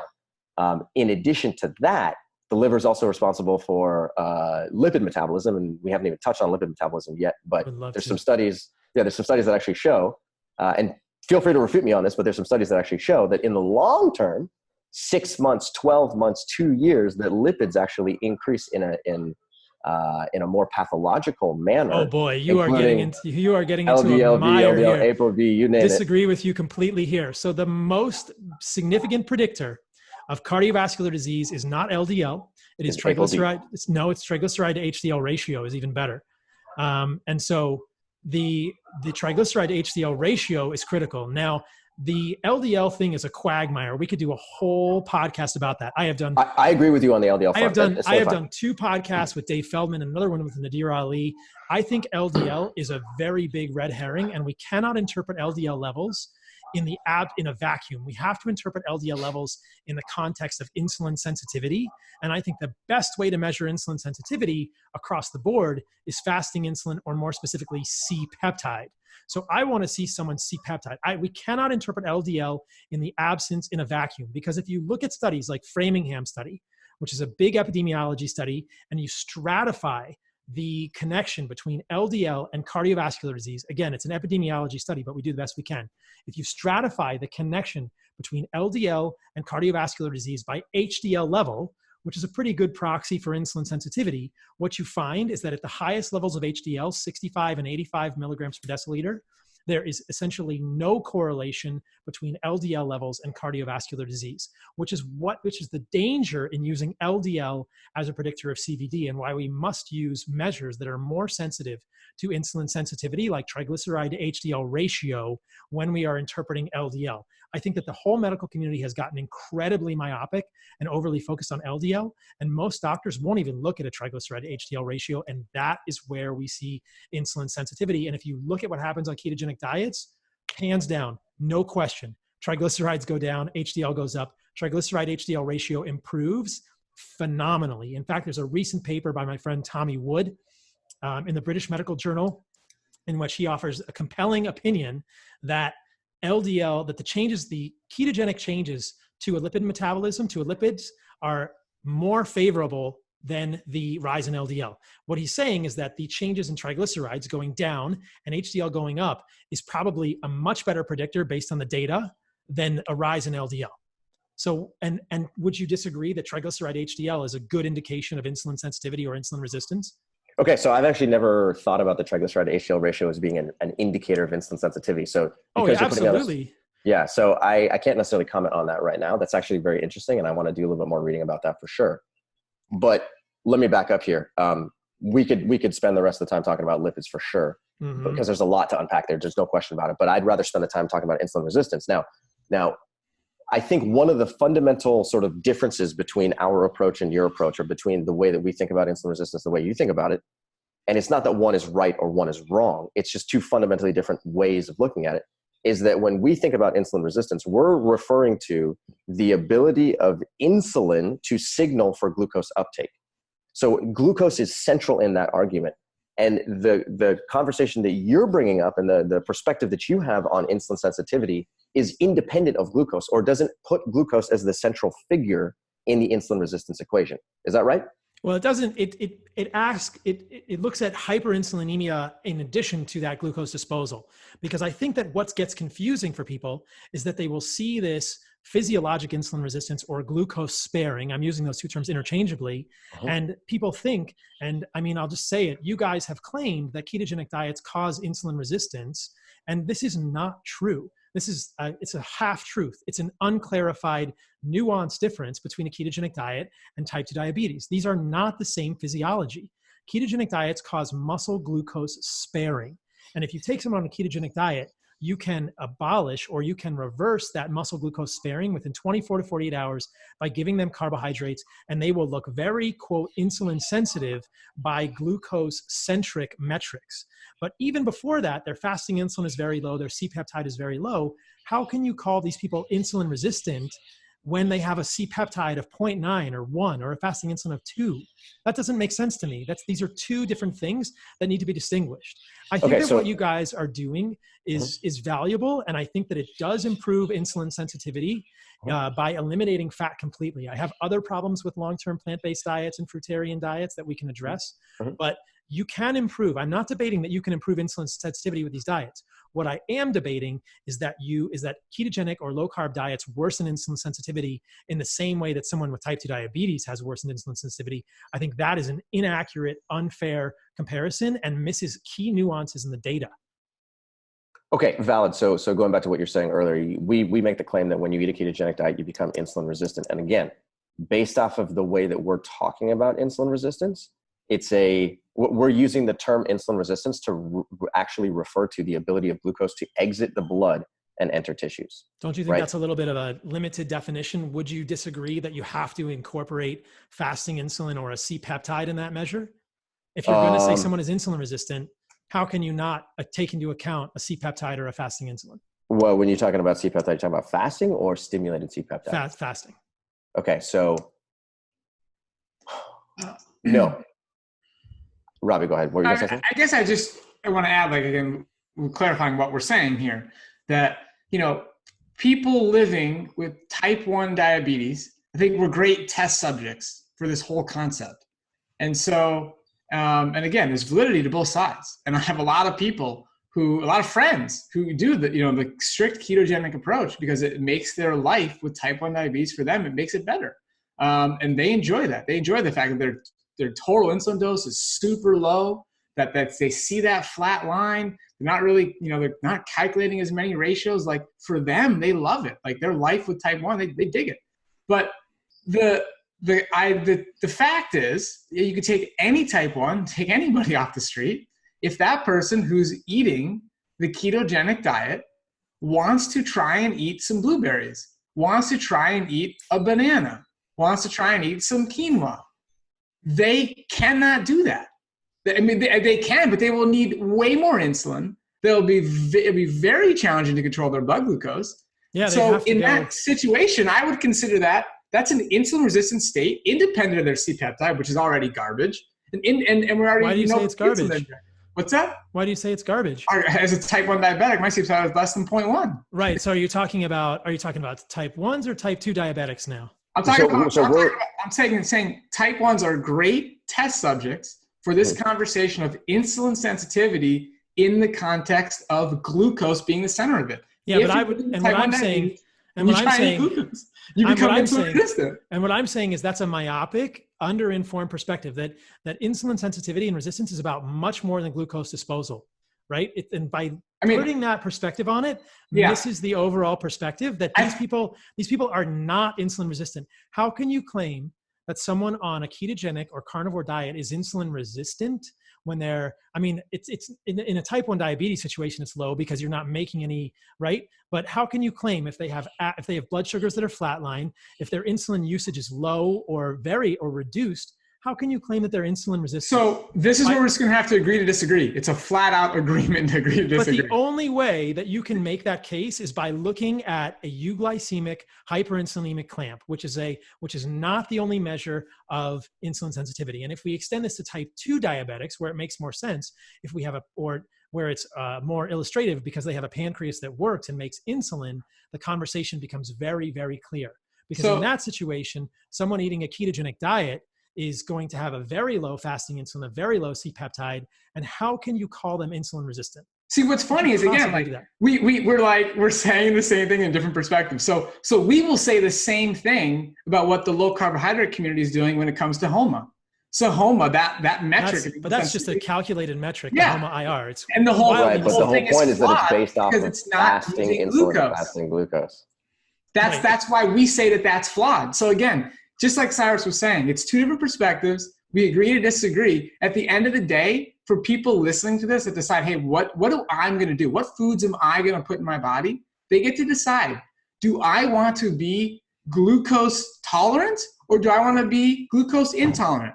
See, that's inaccurate. It's based on what foods they want to eat. You know, if you're a person, you like eating, like you like, hey man, how am I going to live my life? How am I going to just enjoy it and try and have a healthy, high quality life and avoid chronic disease? And I love eating bananas. I love eating mangoes. I love eating quinoa. Okay. If you want to do that, if you're a person, hey, that's a lifestyle I want. We're just saying you can do that living with any form of diabetes, and you can be very insulin sensitive. If you're a person who says, you know what? No, I don't care. I'm fine to never have a mango again. I'm fine to never eat potatoes. I'm fine to never have quinoa. And you're like, hey, you know what? I like eating the animal foods you're talking about. Then this is absolutely an option. I mean, there's no argument there. It's just okay. So let me ask another question here. The conversation that we've been having up to this point is basically trying to tease out the differences in insulin resistance and insulin sensitivity between a ketogenic diet, a carnivore diet, and a lower fat plant-based diet, right? How do you define insulin resistance? Is it glucose-centric? Is it not glucose-centric, et cetera, okay? True or false? If you eat a lower carbohydrate ketogenic diet and or a carnivorous diet, you can get exceptionally good blood glucose control, a low fasting insulin, a low C-peptide value, and improve your blood glucose control. At the same time, do you believe, and have you seen research in support of a higher carbohydrate diet, which is a low-fat, plant-based whole food diet, the way we recommend, getting literally the exact same short-term and long-term benefits? Because effectively what my goal, Robby's goal, is not to sit here and disprove that a ketogenic diet is an effective blood glucose control technique. It's clearly established. You can get fantastic blood glucose control. And we can go down the rabbit hole of trying to understand exactly which tissue is responsible for this. But what I want to know is bigger picture. Let's step back and say, could an individual also eat a low-fat, plant-based whole food diet and get exceptional blood glucose control? True or false? What do you think? If you are only looking at blood glucose control, absolutely. I totally agree with you. And I have major reservations about people eating low-fat, plant-based diets in terms of nutrient adequacy, protein consumption, and we can go down all of those rabbit holes. in your book, you guys level a lot of criticisms at animal-based diets and animal foods that I would like to address as well. We probably don't have time for all this, but I think it's only fair that if the plant-based community wants to criticize animal foods, then I need to be able, and I'm willing to answer those criticisms all day long, but Sure. it's also important that I suggest some counterpoints regarding where I think plant-based diets fail. If you are asking me if I think someone can improve blood glucose sensitivity with a high carbohydrate, low fat plant-based diet, absolutely. I think that diet is going to be very detrimental to people long-term unless they are supplementing with tons of things due to nutrient and protein inadequacy, and that it often turns into a nutritional nightmare for people long-term. You may feel the same thing about a carnivore diet, and I think that we can disagree about those studies, Okay. but let's just stop there real quick. Because again, like there's a point we agree to disagree for sure. And it's just so funny. I mean, last night I was looking at Dan Buettner's new book. I'm sure you're familiar with the Blue Zones. Blue Zones, yeah, I've talked about it a lot. I mean, I'm sure you have, but the opening sentence of his book, it's like, if you want to live to a healthy 100, eat like healthy people who've lived to 100. That's okay. Yeah. So if you're going to do that, you need to eat like people in Hong Kong who eat 1.5 pounds of meat per day. So this is a really, really misleading thing that people do. I don't like it when people bring up the blue zones. Dan Buettner cherry-picked 5 blue zones that fit his model.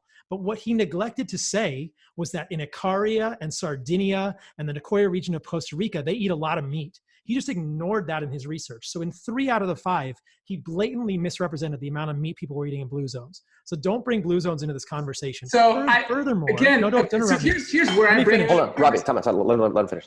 So if you look at Hong Kong and other regions of the world where they eat tons of meat, Buettner ignored multiple other places that you could be considered blue zones, right? And if you look at Loma Linda in California, which he considers to be a blue zone, analyses of sperm motility and hyperactivity are abysmal in vegans and vegetarians, right? So you can't say that people have good health when they don't have good sperm quality in Loma Linda. And then if you look at the longevity of Mormons in California, it's equivalent to the people in Loma Linda, and the Mormons eat meat. So the whole concept of blue zones, to me, is a very misleading fallacy and should not be repeated. Dan Buettner is misrepresenting things here radically. It's a great idea, but I've had lots of conversations with people about this repeatedly, saying that the longevity in peoples is generally due to clustering of longevity genes, FOXO3, IGF-1 polymorphisms, and lifestyle things, which we all agree on. Healthy exercise, 100%. Sun exposure, community, family. But to try and get granular with blue zones with regard to diet is very misleading, and it's ripe for cherry picking. And I'm sorry, but that's what. For sure. I mean, it's a fascinating topic, and I guess the way I look at a person, it's like, hey, everybody here is like, hey, what are you going to decide to eat? What decision? And it's like, they ate a lot of carbohydrate-rich food, so I don't know how that point isn't useful. I mean, as far as like what foods they didn't choose to avoid carbohydrate food. They certainly had some level of insulin sensitivity in the sense of they were consuming enough to have to take glucose out of their bloodstream into their cells. So I think there's something to consider there. I'm not saying that carbohydrates are bad for humans, and I've never said that. And I've done other podcasts in which I've said that I think that people can be healthy eating high carbohydrate diets. Like we all, I think, agreed upon at the beginning of the podcast, I think that the metabolic nightmare for people is when they combine high fat and high carb. When you get into the quagmire of high fat and high carb, human metabolism doesn't know what to do. If liver glycogen stores are full and we put in lots of fat and carbohydrates, we're going to get de novo lipogenesis and we're going to store fat. And when the adipocytes are over full, they begin releasing palmitate, which signals to everything else to become insulin resistant, which is basically one of the causes of insulin resistance in type 2 diabetes. And what we know from studies of metabolic endotoxemia with rats is that if we inject LPS, lipopolysaccharide, into rats, we can make the adipocytes insulin resistant faster with inflammation. So the 2 things that I think are driving insulin resistance are inflammation and overfeeding of mixed macronutrients. And I think it's very important to point out to people that saturated fat does not cause the same type of insulin physiology that you guys are claiming. Saturated fat and low carbohydrate diets can cause glucose sparing in the muscle, and we can talk about why. but they are not causing physiologic insulin resistance or pathologic insulin resistance in the same way. This is very misleading for people. It is the mixed carbohydrate and fat overfeeding and inflammation that cause the adipocytes to become insulin resistant, and then they release palmitate to the general circulation, and that causes type 2 diabetes and catastrophe. So what I'm saying, I'm not saying that carbohydrates are bad. I think people can definitely eat carbohydrates and have healthy lives, the ketavins, the tabaruins, et cetera. But can people eat high carb and high fat? That's probably very individual based on other genes. And I think that what we're describing here is a fascinating physiology in which, at least when we're talking about insulin sensitivity, a high carb, low fat, or low fat, high carb can both improve that. My problem or my concerns are that a plant-based diet is going to be nutrient poor and not give people adequate protein for muscle protein synthesis. So it will improve insulin sensitivity, but I think that it falls short in other things. And that's kind of our counterpoint here.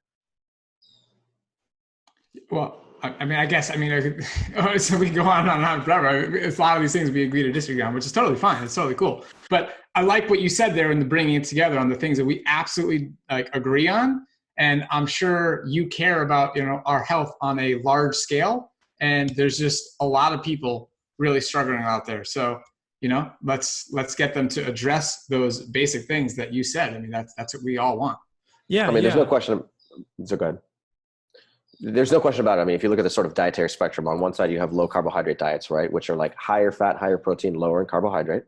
And then on the opposite side, you have exactly what we're preaching, which is higher in carbohydrate, lower in fat, and lower in protein. So there's sort of like the Democrats on one side, the Republicans on the other. And then you have the center being, higher fat, higher carbohydrate. And in that situation, that's what we consider to be the standard American diet, just like you said. That is the worst possible scenario that you could be in. And oftentimes in the standard American diet, the type of carbohydrate that people consume most is refined carbohydrate, and that has a whole set of metabolic consequences to come along with it. So one of the things that we absolutely agree on is that being caught in this no man's land right in the middle, where you're eating a high fat / high carbohydrate diet, is not going to lead you in the right direction. Yeah. It's going to increase your risk for chronic disease. You know that, we know that, no questions asked. Another thing that we do agree upon is that excess insulin in your blood is something to be avoided at all costs, right? So the hyperinsulinemic state, which is, again, classically a result of pathological insulin resistance, that is something that is absolutely, increases your risk for many chronic diseases, hypertension, high cholesterol, fatty liver disease, chronic kidney disease, you name it.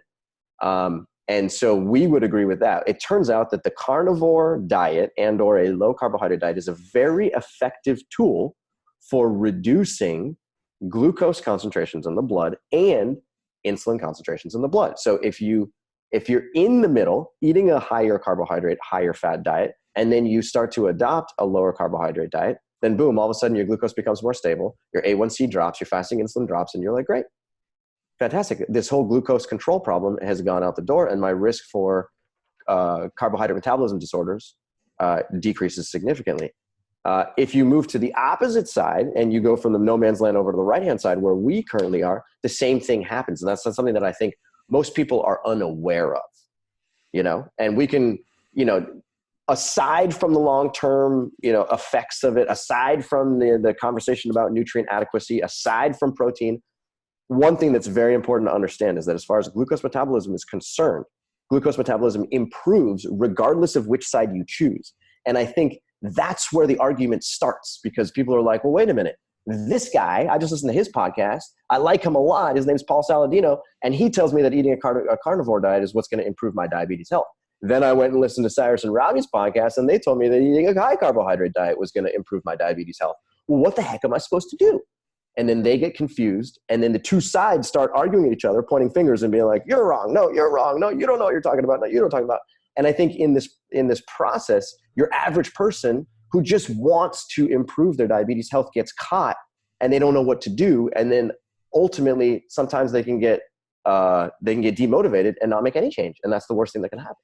That is the worst thing that can happen. I just think it's important to point out to people, because when I've looked at your stuff, you guys are claiming that saturated fat causes insulin resistance. And I think that that's wrong. Okay, And we can talk about So that's that. something I would love to talk about that. But there's plenty of research to back this up. I mean, this is okay. So unbelievable amount of research. Do you understand why that happens? Do you understand why saturated fat causes glucose sparing? It does not cause pathological insulin resistance. Do you understand why saturated fat causes glucose sparing? 100%. I can describe the cellular mechanism in detail. I don't know if it's necessary to do it right now. I think people like that on the podcast because I think that it's important to talk about these things.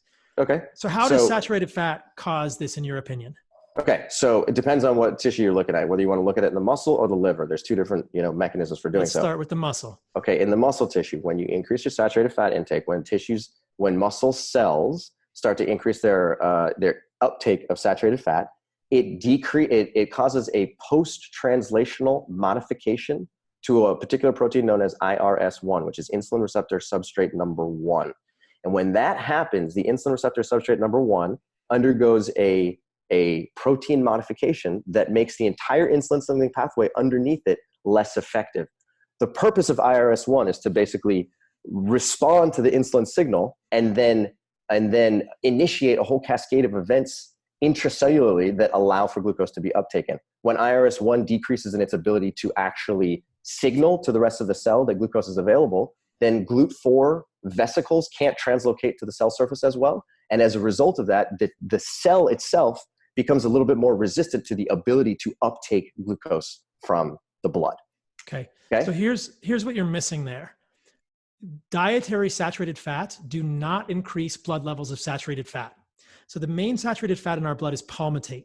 And palmitoleic acid and palmitate are the two signaling molecules that are released by the adipocytes.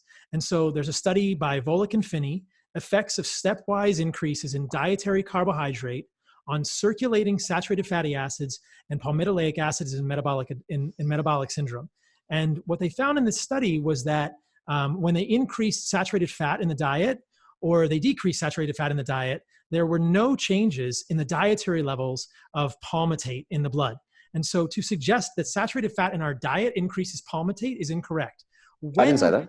Well, you said when you eat saturated fat and your muscle cells uptake saturated fat, you made the inference that saturated fat in your diet increased saturated fat in your blood. And that is not true. So what you're suggesting is that when you consume saturated fat in your diet, that it magically escapes your blood, doesn't go into your blood at all, and therefore doesn't affect your muscle, your liver, or your adipose tissue? It's different. So it moves through the blood in chylomicrons. It can move from the intestines to the liver in chylomicrons where it's processed. But blood levels of saturated fats are influenced by adipocyte physiology, not by intakes of saturated fat, because it's a very powerful signaling molecule. So adipocytes can signal to the muscle with palmitoleic acid or palmitate. And palmitoleic acid is an unsaturated 16 carbon or 18 carbon fatty acid, and palmitate is an 18 carbon fatty acid. Wait, palmitate is 16, palmitoleic is 18. 18, but palmitoleic acid is unsaturated and palmitate is saturated. So when adipocytes are not seeing high levels of insulin, they release palmitate, and palmitate goes to the muscles, and palmitate is a signal to the muscles to become glucose sparing. Right? But what I think the mistake you are making, and this is dangerous for people, is that increased consumption of saturated fat does not increase blood levels of palmitate. And that is where I think things are going off the rails here. And people need to know that. And it's dangerous and unfair to tell people that saturated fat in your diet causes insulin resistance, because that is not true. Palmitate in the blood is going to cause glucose sparing. That is how the adipocyte signals to the muscle that insulin is low, right? That is normal human physiology, but this is not what happens when you eat saturated fat. Okay, so again, we use the term insulin resistance in the same way that you're using the term glucose sparing. And so I think it certainly boils down to a sort of semantic argument. Let's try. No, it doesn't, because we already established that glucose sparing is not the same physiology as pathological insulin resistance, and has not been associated with the same lipid or other cardiovascular outcomes or glucose control outcomes or weight loss outcomes. These are completely different physiologies, and to conflate those two is misleading. So again, like I said earlier, I don't necessarily fully agree. I think the two of those are different physiological states. The long-term consequences of physiological glucose sparing is something that I don't know that much about. I have to read more about it. And I'm not going to sit here and claim that you don't know what you're talking about, because that's certainly not a true statement. But until I am assaulted with a mountain of evidence that shows that people who are in this physiological glucose sparing state actually end up with improved long-term health outcomes, I can't come to a conclusion and say, oh, okay, the two of them are totally different states, and one leads to improved health and one leads to decreased health. I'm not in that position. What about the glucose sparing physiology would you be concerned about? I mean, I guess it's an extrapolation, but do you not think that throughout our evolution, humans have had periods where they were low carbohydrate for long periods of time? We just got out of a 20,000 year ice age. Do you really think that this glucose sparing physiology is not a normal part of human physiology, and that it's going to lead to worsened long-term outcomes, or is evolutionarily inconsistent? So it is a true statement that human beings possess the metabolism to be able to switch between high glucose environments and high fatty acid environments, or times when carbohydrates are in excess and times when carbohydrates are limited. There's no question about that. It's just built into the human physiology. The question really becomes is, if you operate in a low carbohydrate environment for an extended period of time, 5 years, 10 years, 15 years, 20 years, are there metabolic consequences associated with that actually are decreased long-term outcomes? And from the reading that I've done, from taking a look at, again, large-scale epidemiological research, which I understand there are plenty of caveats to, a lot of the research points into the fact that when you consume lower carbohydrate diets, and diets that tend to be higher in total fat and higher in protein, that's associated with increased cardiovascular mortality and increased diabetes mortality. And I understand that these are epidemiological studies and that they're not 100% controlled, and there's no way to do a controlled epidemiological study. And those were not even ketogenic diets. Those were people in and I'm not arguing that. Those were people in no man's land. If you actually look, what's so confusing for people is in the research, these low carbohydrate diets are often defined as diets with less than 200 grams of carbohydrates. Right. So these low carbohydrate diets were not the same as what we're talking about here. So they could have put people into physiologic no man's land. The other confusing thing about epidemiology is that there are good studies which show that when people eat more meat, they also eat more processed carbs and refined vegetable oils and processed sugars. And this is probably the problem with most epidemiology today, which makes meat look bad, is that people are also eating things that are bad for us with meat at the same time. So those studies with low carbohydrate diets are misleading because they were not actually the same metabolic physiology that we're describing here. So I would agree with you. People actually, were not even ketogenic. And we see that actually in the research, because there's a lot of research that shows, it says, like, let's do a comparison between low fat and low carbohydrate diets. And what they refer to as a low fat diet is actually not even remotely close to low fat in the way that we describe it, right? Exactly. So it's the same thing where it's like you're studying people that are in no man's land. You're trying to make conclusions based off of that, and then you're saying, oh, look, by the way, being in no man's land, whatever you want to call it, is actually detrimental for long-term health. I agree with you, 100%. Exactly. Right. Well, I think I want to respect both of your time. I just want to wrap up with a little bit more discussion about this. Can you guys both tell me, do you take any supplements? Because I think this is an important thing to talk about with people. Okay. So the answer is I take a protein powder supplement. I take a hemp protein powder, something like 4 tablespoons per day, which it turns out to be, I believe it's 15 grams of protein per day, in addition to my diet. Besides that, I take vitamin B12, and that's all you got. Okay. And Robby, do you take any supplements? Yeah, I take a B12 supplement for sure. Over the years, I've gone in and out of using like an iodine supplement, however you want to say it, or zinc. So those are the key nutrients I would play around with. And I think that any diet we choose, people need to be aware of potential nutrient deficiencies. And certainly a carnivore diet is no different. I think that unless a carnivore diet is well constructed, nutrient deficiencies can develop. But one of my concerns about a plant-based diet is zinc, copper, iodine deficiency, and activation of muscle protein synthesis. What we know is that we need 2.6 grams of leucine at any one time to trigger muscle protein synthesis. And I'm just not sure how people are, if we're talking about protein specifically, I don't know how, without supplementation with protein powders, I don't know how people are going to get 2.6 grams of leucine on a plant-based diet. 2.6 grams of leucine translates to how many total grams of plant-based protein? How many total grams of animal-based protein? Do you know? It depends on the plant-based protein that you're choosing. In animal foods, it's about 25 grams of protein because animal foods are quite rich in leucine. So it's basically, you're saying 10% of animal protein is leucine.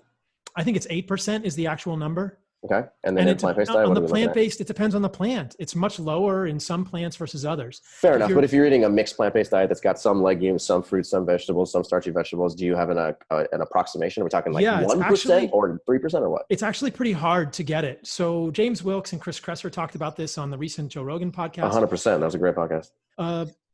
Maybe. yeah, it depends on what side you're on, for sure. I did a whole response to him, and he won't engage with me. If you guys know James Wilkes, you got to tell him he really needs to show up and actually have a conversation with me, because I had a lot of issues with many of his points. But fair enough. Okay. In order to get 2.6 grams of leucine from some of the highest plant-based foods, you have to eat very large amounts. So if you're talking about lentils or beans and rice, which are lentils and beans are some of the highest leucine content.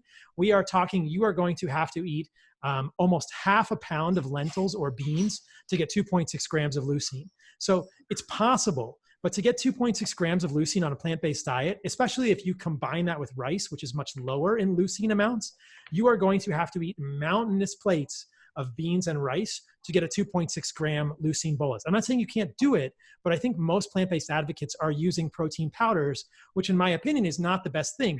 It's a good adjunct. I mean, if that's what you have to do, that's what you have to do. But I would be curious, in those 4 scoops of hemp powder that you're using, are you using 4 scoops throughout the day, or are you using 4 scoops at once? Because you would want to make sure you get 2.6 grams of leucine as a bolus dose. You'd want to get enough leucine in that hemp protein powder. My problem with vegan proteins are that they're often very highly processed and usually pretty contaminated with heavy metals.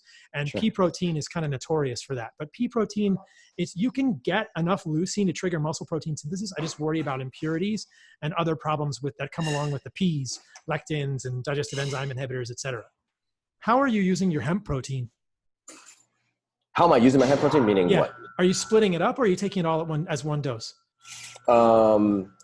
I usually take it as a single dose in the post-workout state, in the post-exercise state. So we're looking at 4 tablespoons equal to about 15 grams of total plant-based protein.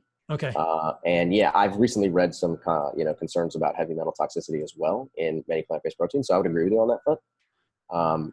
Now, there is a body of research on the leucine front that shows that leucine is a potent mTOR stimulator, which I'm sure you're probably very familiar with this body of research. So I'm not an expert by any stretch of the imagination, but the reading that I've done has actually showed that when you consume a diet that's higher in leucine, that it stimulates the mTOR pathway, which then increases fatty acid accumulation inside of muscle and liver, chronic liver glucose production, increased insulin secretion, increased beta cell reproduction, and increased risk for beta cell suicide. So have you read any of that research? Are you familiar with it? Quite familiar. I did a podcast with James Clement where we talked about all of that in detail. Are you suggesting that mTOR is a bad thing, or that we should not trigger mTOR? Because No. I'm suggesting that mTOR. Okay. Go ahead. Right, because there's a nuance there, right? I think that the key here with mTOR is not overactivating mTOR, but I think most people agree that in order to mature and develop as healthy humans, we need to have mTOR on sometimes and mTOR off other times. So if you're saying overactivation of mTOR is going to do all those bad things, that's overactivation of mTOR. That's chronic exactly right. activation That's of mTOR. exactly right. And the nuance with mTOR is that insulin also stimulates mTOR, and in human myotube studies, the insulin stimulates mTOR more and for a longer amount of time. And so if people are eating high carbohydrate diets or diets that have mixed carbohydrates and protein, they're going to get a bigger bolus of insulin secreted, and they're still going to trigger mTOR. Basically, unless you're eating a high fat, low protein, low carbohydrate diet, you cannot get around triggering mTOR. And that's probably a very good thing, because we need mTOR for muscle growth and repair. And the key here, and I talked about this in my podcast with James Clement, is that it's important to activate the concurrent pathway or the balancing pathway, which is the AMP kinase pathway, through fasting or periods of low carbohydrate consumption. So I don't have any problem with consuming lots of protein and flipping on the mTOR switch. What we know about mTOR is it's not a graded response. It's digital. It's not analog. So once you trigger it, more protein is not going to trigger it. If you eat 100 grams of protein in a meal, which is something that I could certainly do as a carnivore, I'm not going to trigger mTOR 5 times as much as somebody that eats 20 grams of protein. And in fact, 20 grams of protein is probably not even going to be enough to turn mTOR on because it doesn't have that 2.6 gram of leucine threshold. So I'm not going to trigger it 5 times. It's just like a switch. I'm flipping it on, right? And that's a good thing for me to do. I think most people would argue that we want to turn mTOR on throughout the day. And for people on plant-based diets, I think it's very important to turn mTOR on, and you're going to want to get a leucine bolus. That's what we were just talking about, is getting enough leucine to turn mTOR on. That's not a bad thing. We shouldn't overdo it. And what we know is the standard American diet overdoes it all the time. People are snacking between meals. They're eating in 16-hour windows and they're only fasting for 8 hours. It's a big problem. So that's my take on the mTOR thing. And I do not worry about meat over triggering mTOR. And I think any suggestion that protein is causing cancer is from obesogenic ad libitum fed mouse models that are inaccurate. And that's really not true. Protein does not trigger cancer. It's a normal human physiology to turn on mTOR. Cool. So yeah. Well, thank you guys for coming on. I so appreciate it. I think we talked about a lot of stuff. Did we not cover anything that you guys want to cover? Anything else that you guys want to ask me before we wrap up? If not, I'll ask you the final question. Yeah, I was hoping that we could talk for the next 6 hours because I got a whole laundry list of things that I want to go into detail about. So let's do it. We'll do a part 2. Off your calendar. Let's do it. Yeah. So correct me if I'm wrong, but when you started eating the reason that you got into a carnivore diet in the first place is because you had digestive problems to begin with. Is that what started the process of you migrating towards the carnivore route? No, I didn't have digestive problems. I had eczema. And then when I cut out the plants, the eczema got better. Okay. And I was doing was an organic paleo diet, which was mixed plants and animal foods for about 10 to 12 years. And my eczema persisted. And so it wasn't until I completely eliminated plants from my diet that my eczema went away. And then when I eliminated plants and started doing a carnivore diet, I noticed improvements in mood and mental clarity and overall outlook on life, which were surprising. And that was a little more than a year and a half ago. Yeah. Okay. So I think this actually this just drives home this point here, which is that if you surveyed 100 health professionals and you tried to ask them what's your philosophy on, nutrition for human metabolism, you might get 100 different responses, or people might congregate into 5 or 6 different camps. And I think most of the time, what people advocate to their followers, what health experts like yourself advocate to their followers is strongly based on personal experience so that's sort of the first domino that falls. And you say, oh my God, as soon as I eliminated plants from my diet, then I started to feel way better. And then you go looking for research. And then there's a bunch of research that backs up exactly what you're talking about. And then before you know it, all of a sudden you have this mountain of evidence, both from personal and from research perspectives. And then from anecdotal perspective, then you say, hey, look, this seems like a reasonable solution, right? So that's the perspective that you've come from. The exact same thing happened for me. The exact same thing happened for Robby. And I think most of the health professionals have a profound personal experience, which really is the first domino to fall for them that then becomes their dietary philosophy. I do my best not to cherry pick research. I really do. But I find myself cherry picking research every once in a while. And I stop myself and I'm like, stop, don't do this. Give research a more objective perspective so that you can make sure that you're not looking for the conclusion that you've already come up to in your head. Right. But I know that the research world is filled with a lot of cherry picking. And I think that's where a lot of the arguing starts to begin with. So I would like to, express my gratitude for A, getting to know you, B, being on your podcast, and also, you're extremely well educated and you clearly know a lot of stuff.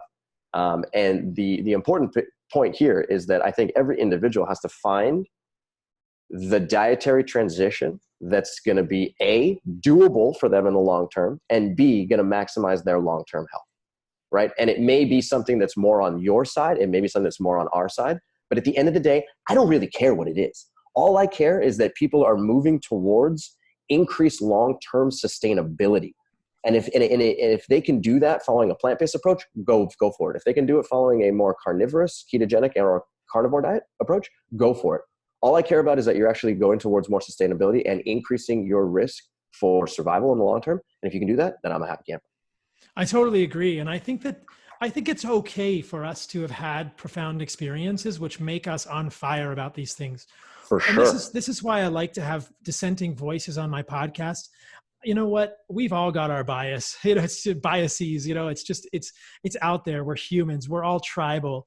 And I love that you guys are good people. And I hope that we all get to hang out in person at some point, because I would love to just, do something fun with you in person. And I think that that's what's crucial about all this, is that we realize that despite being in different camps ideologically, we're all humans, and we all want the same thing. And I've said this before to other people, that I think the most important step for listeners of this podcast, for readers of my book, for readers of your book, will be to make an intentional diet choice. And I just hope to provide information. And of course, I'm going to be biased, and my podcast is usually going to be animal-based, which is why it's good that you guys have a podcast and there are other people doing plant-based stuff.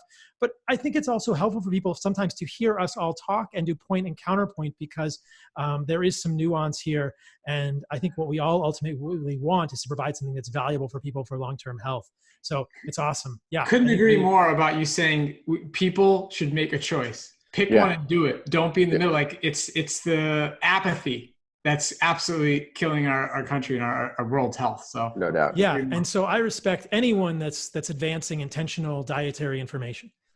I just had an idea as you were talking about, like, hey, what could we do if we hang out in person? I suggest we get together in person and we have an eating contest. We do somehow measure out like 4,000 calories, and we'll do it. Well, I'll do it with mangoes. Robby can do it with plantains, and then you can do it with like liver meat or something like that. And let's sit down and just like have some fun and see what happens. We could try. I'll tell you what, I could not eat 4,000 calories of animal foods. They're so filling. Like I could eat a lot of fat, but the most calorically dense animal food I could eat is fat.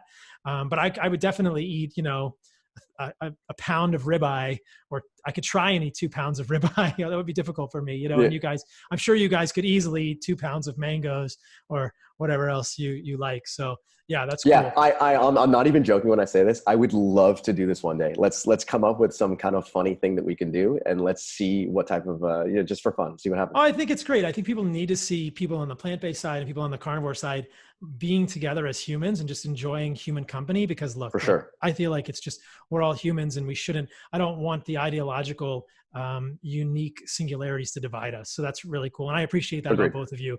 And I so appreciate that. Robby, before I ask you guys the last question, did you have anything else you wanted to ask me or bring up or share? No, I just want to say, like, this has been fun. And I just love that we're on the same page about wanting to help people, getting people to choose. And I think it's really great. So cool. It's fun to be here. We should definitely do a part 2 at some point, you guys. Yeah, all right. Sure. So the question I have for both of you that I ask everybody at the end of the podcast is, what is the most radical thing that you have done in the last month? Ooh, the most radical thing I've done in the last month. That is a valid question. And I'm thinking like 80s radical. I mean, just like, cool, exciting, cool, out of the box. Okay. Radical. Okay. Can I go within the last 2 months? Sure. Okay. I got something for you here. So I've been doing CrossFit for the last 2 years now, just a little over 2 years. And when I first started doing it, I recognized that it was extremely difficult right off the bat. And my level of fitness had been pretty high going into it, but I was like, wow, these athletes are a whole different level. So over the course of 2 years, I've like systematically trained myself to be able to withstand higher loads, more weight, longer workouts, faster times. There's a thing called the CrossFit Open, which happens once a year. And the CrossFit Open is like a worldwide competition. And hundreds of thousands of people join this competition. And then they can eventually, based off of how you do, you can eventually make your way to the CrossFit Games. So for someone like me, I'm never going to go to CrossFit Games. I just do it for fun, right? One of the workouts had in it a whole series of clean and jerks. And you were doing this ladder where you were first clean and jerking 95 pounds and then 135 pounds, and you had to get to 185. I've never clean and jerked 185 pounds before, but basically, let me pick it up to describe it this way. When I picked up the bar and I put the bar on my clavicle, I had 185 pounds here. And I was thinking to myself, how in hell am I going to get this thing over my head? There is no way. Because you have to get it all the way over your head, then you have to lock out completely, and then you have to stand up, and then a judge has to basically give you a rep. So I tried one and I failed, threw it down. I tried the second one, failed. I mean, it took me 2 minutes to pick up the bar, right? Eventually, after my fourth try, 9 minutes had gone by, I picked up 185. It literally felt like I was holding a Mack truck. And I said to myself, I can do this, I can do this, I can do this. And I went into a place in my brain where I was just like, Cyrus, you've already done this. You've already done this. Just go through the motions, right?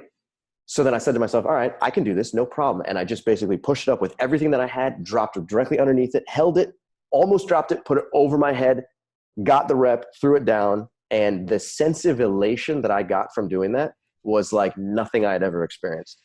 Now, the reason why I think it's radical, even though it may not sound that radical, is because I had to go into a deep, dark place in my brain where I had to convince myself that I could do it, right? And up until that point, there was fear and doubt. Maybe I can, maybe I won't, maybe I'll fail, maybe I won't fail. But I went into a place where I was like, you've already done this, dude. You've done this. Just do it. And I had to convince myself that it was doable. And then as soon as I got to that place, put it over my head, and boom, it didn't really feel like it was that hard. I love it. I love it. Just imagine it being doable. Yeah, exactly right. Right. It's like you set your mind to something and then boom, you're there. And all it takes is like a quick little flip in your head. I love it. I love it. Robby, what do you think? So, Dr. Sal, I don't really do many radical things. Oh, come on. I'm going to have to pick up where Cyrus left off, and I'll pick a fitness example. So I go to this gym called Base Camp Fitness. It's slowly growing. I think one day it'll be on the level of Orange Theory, and everybody will get to try it out. So this is a class where you go on a bike for 1 minute, and then you go on the floor for a minute and do some weights or a body weight exercise or something like that. So you end up doing 30 rounds. You do 15 on the bike, 15 on the floor. You're using an assault bike. So you get, roughly, 15 minutes. Then if you run to the bike, you get a little extra seconds in between the exercises. So they have t-shirts that people can earn. You can do 5 miles, you can earn 6 miles, you can earn 7 miles. And that's in the 15 minutes on the assault bike. And getting 7 is very difficult. That's like the highest t-shirt they have. And I recently got over 8, nice. Which is amazing. So they didn't even have a t-shirt for that. So I'm quite proud that I'm going to make you a t-shirt for that. You said 8 miles. Is that right? In one class? I did. Okay. I've done this class before, and trust me, 8 miles is no joke. That's solid work, Robby. I appreciate that. It was fun. I've got a t-shirt. It says "Stay Radical." I'm going to send you one. And then I'll get you a t-shirt for the 8. Let me throw the question back at you then. What's the most radical thing you've done in the last month? I think that probably the coolest thing I've done in the last month, or the most radical thing, is just a few of the surf sessions I've had. Yesterday, I got to be out in the ocean for 3 hours. Actually, I'll amend this. So yesterday I had a great day, got in the ocean for 3 hours, and I didn't catch a single freaking wave, which is embarrassing. But there were waves, and I got tossed a few times. There were a lot of people, but just being in the ocean for 3 hours was so moving for me. But before that, I actually got to go see my family, which was really cool and definitely radical, because I've got a really cute 2-year-old niece, and I got to see her for the first time in over a year and kind of play with her and be a part of her life in a new way. So that was pretty moving for me. But mostly my radical stuff is usually the foil board, or going out for a good surf session, or climbing a mountain. Next week, I'm going to Austin for a hunting trip, and no big deal. that's gonna be fun. So yeah, and I hope that all of us can get together at some point. Cyrus, I want to come down to Costa Rica and surf with you. Do you surf? Dude. So I have surfed in the past, but I wouldn't consider myself to be a good surfer. So if you want to teach me some of your chops, I'm totally down. I'm not an amazing surfer. I'm a mediocre surfer, but I'll tell you what I know. And Robby, you got to come down and surf with us. Let's do it. All right, you guys. Thank you for coming on the podcast. Just so people know, where can they find you? Robby, you're on Instagram. Where can people find you? Yeah, so my personal Instagram is @mindfuldiabeticrobby. And then they can find us, Mastering Diabetes, across all platforms. Instagram @Mastering Diabetes, YouTube channel Mastering Diabetes, Facebook Mastering Diabetes. And obviously our website is masteringdiabetes.org. Cool. And then Cyrus, Mango Man. It's not no, available. so yeah, I used to Not operate under that name, and ever since we switched over to Mastering Diabetes, Mango Man is defunct. So point being, if you, just like Robby said, Mastering Diabetes, anything, you can find us on all platforms. And so thank you guys for coming on. I really appreciate this conversation. For sure. And I look forward to hanging out with you soon. No doubt. You're the man, Paul. Thanks so much. All right, you guys. Thank you so much for listening to that one with Cyrus and Robby. I appreciate them coming on. Like I said in the intro, I do not agree with their approach. And that's okay, because not everybody's going to agree with my approach. I do not think that meat is harmful to humans. They sadly will throw shade at meat in the book, and I don't think that they're using any real significant data other than misleading epidemiology. Cyrus is a super smart guy with the biochemistry, but I think we had a good discussion regarding insulin resistance here and how pathological insulin resistance in a state of diabetes is very different than physiologic glucose sparing when we are on a low-carb diet, specifically with regard to levels of glucose and insulin. And that hyperinsulinemia is probably something that is driving negative changes in the human body. Maybe that is what is causing endothelial damage, etc. Those high levels of insulin may be problematic for the human body as the main driver of pathology, and we do not see high levels of insulin in glucose sparing on a low-carb diet. So keep eating your low-carb diet. Know that your muscles are refusing glucose because that is normal physiology, but that your brain is taking it up and all the other tissues in the body are taking it up just fine. The adipocytes are not inflamed like they are in a state of diabetes. So there's a real big difference there. What is going on with me? Did you guys know I wrote a book? Of course you did. It's called The Carnivore Code. It's out February 25th, thecarnivorecodebook.com. It's on Amazon and everywhere. You can get it on barnesandnoble.com, ebook, print copy available on February 25th. Listen, you want to hear a secret, you guys? This is why you should always listen to the end of the podcast, because I will reveal secrets. The book is ready. I could release it, right now. But in order to give everybody a time to get their pre-order copies, and in order to get everything posted on Amazon, and in order to get copies to all the people that I want to share the book with, I'm going to release it on the 25th. But you know what? I'm actually going to release it on the 24th of February. So just to make sure everything is good with Amazon, the book will actually be available on February 24th.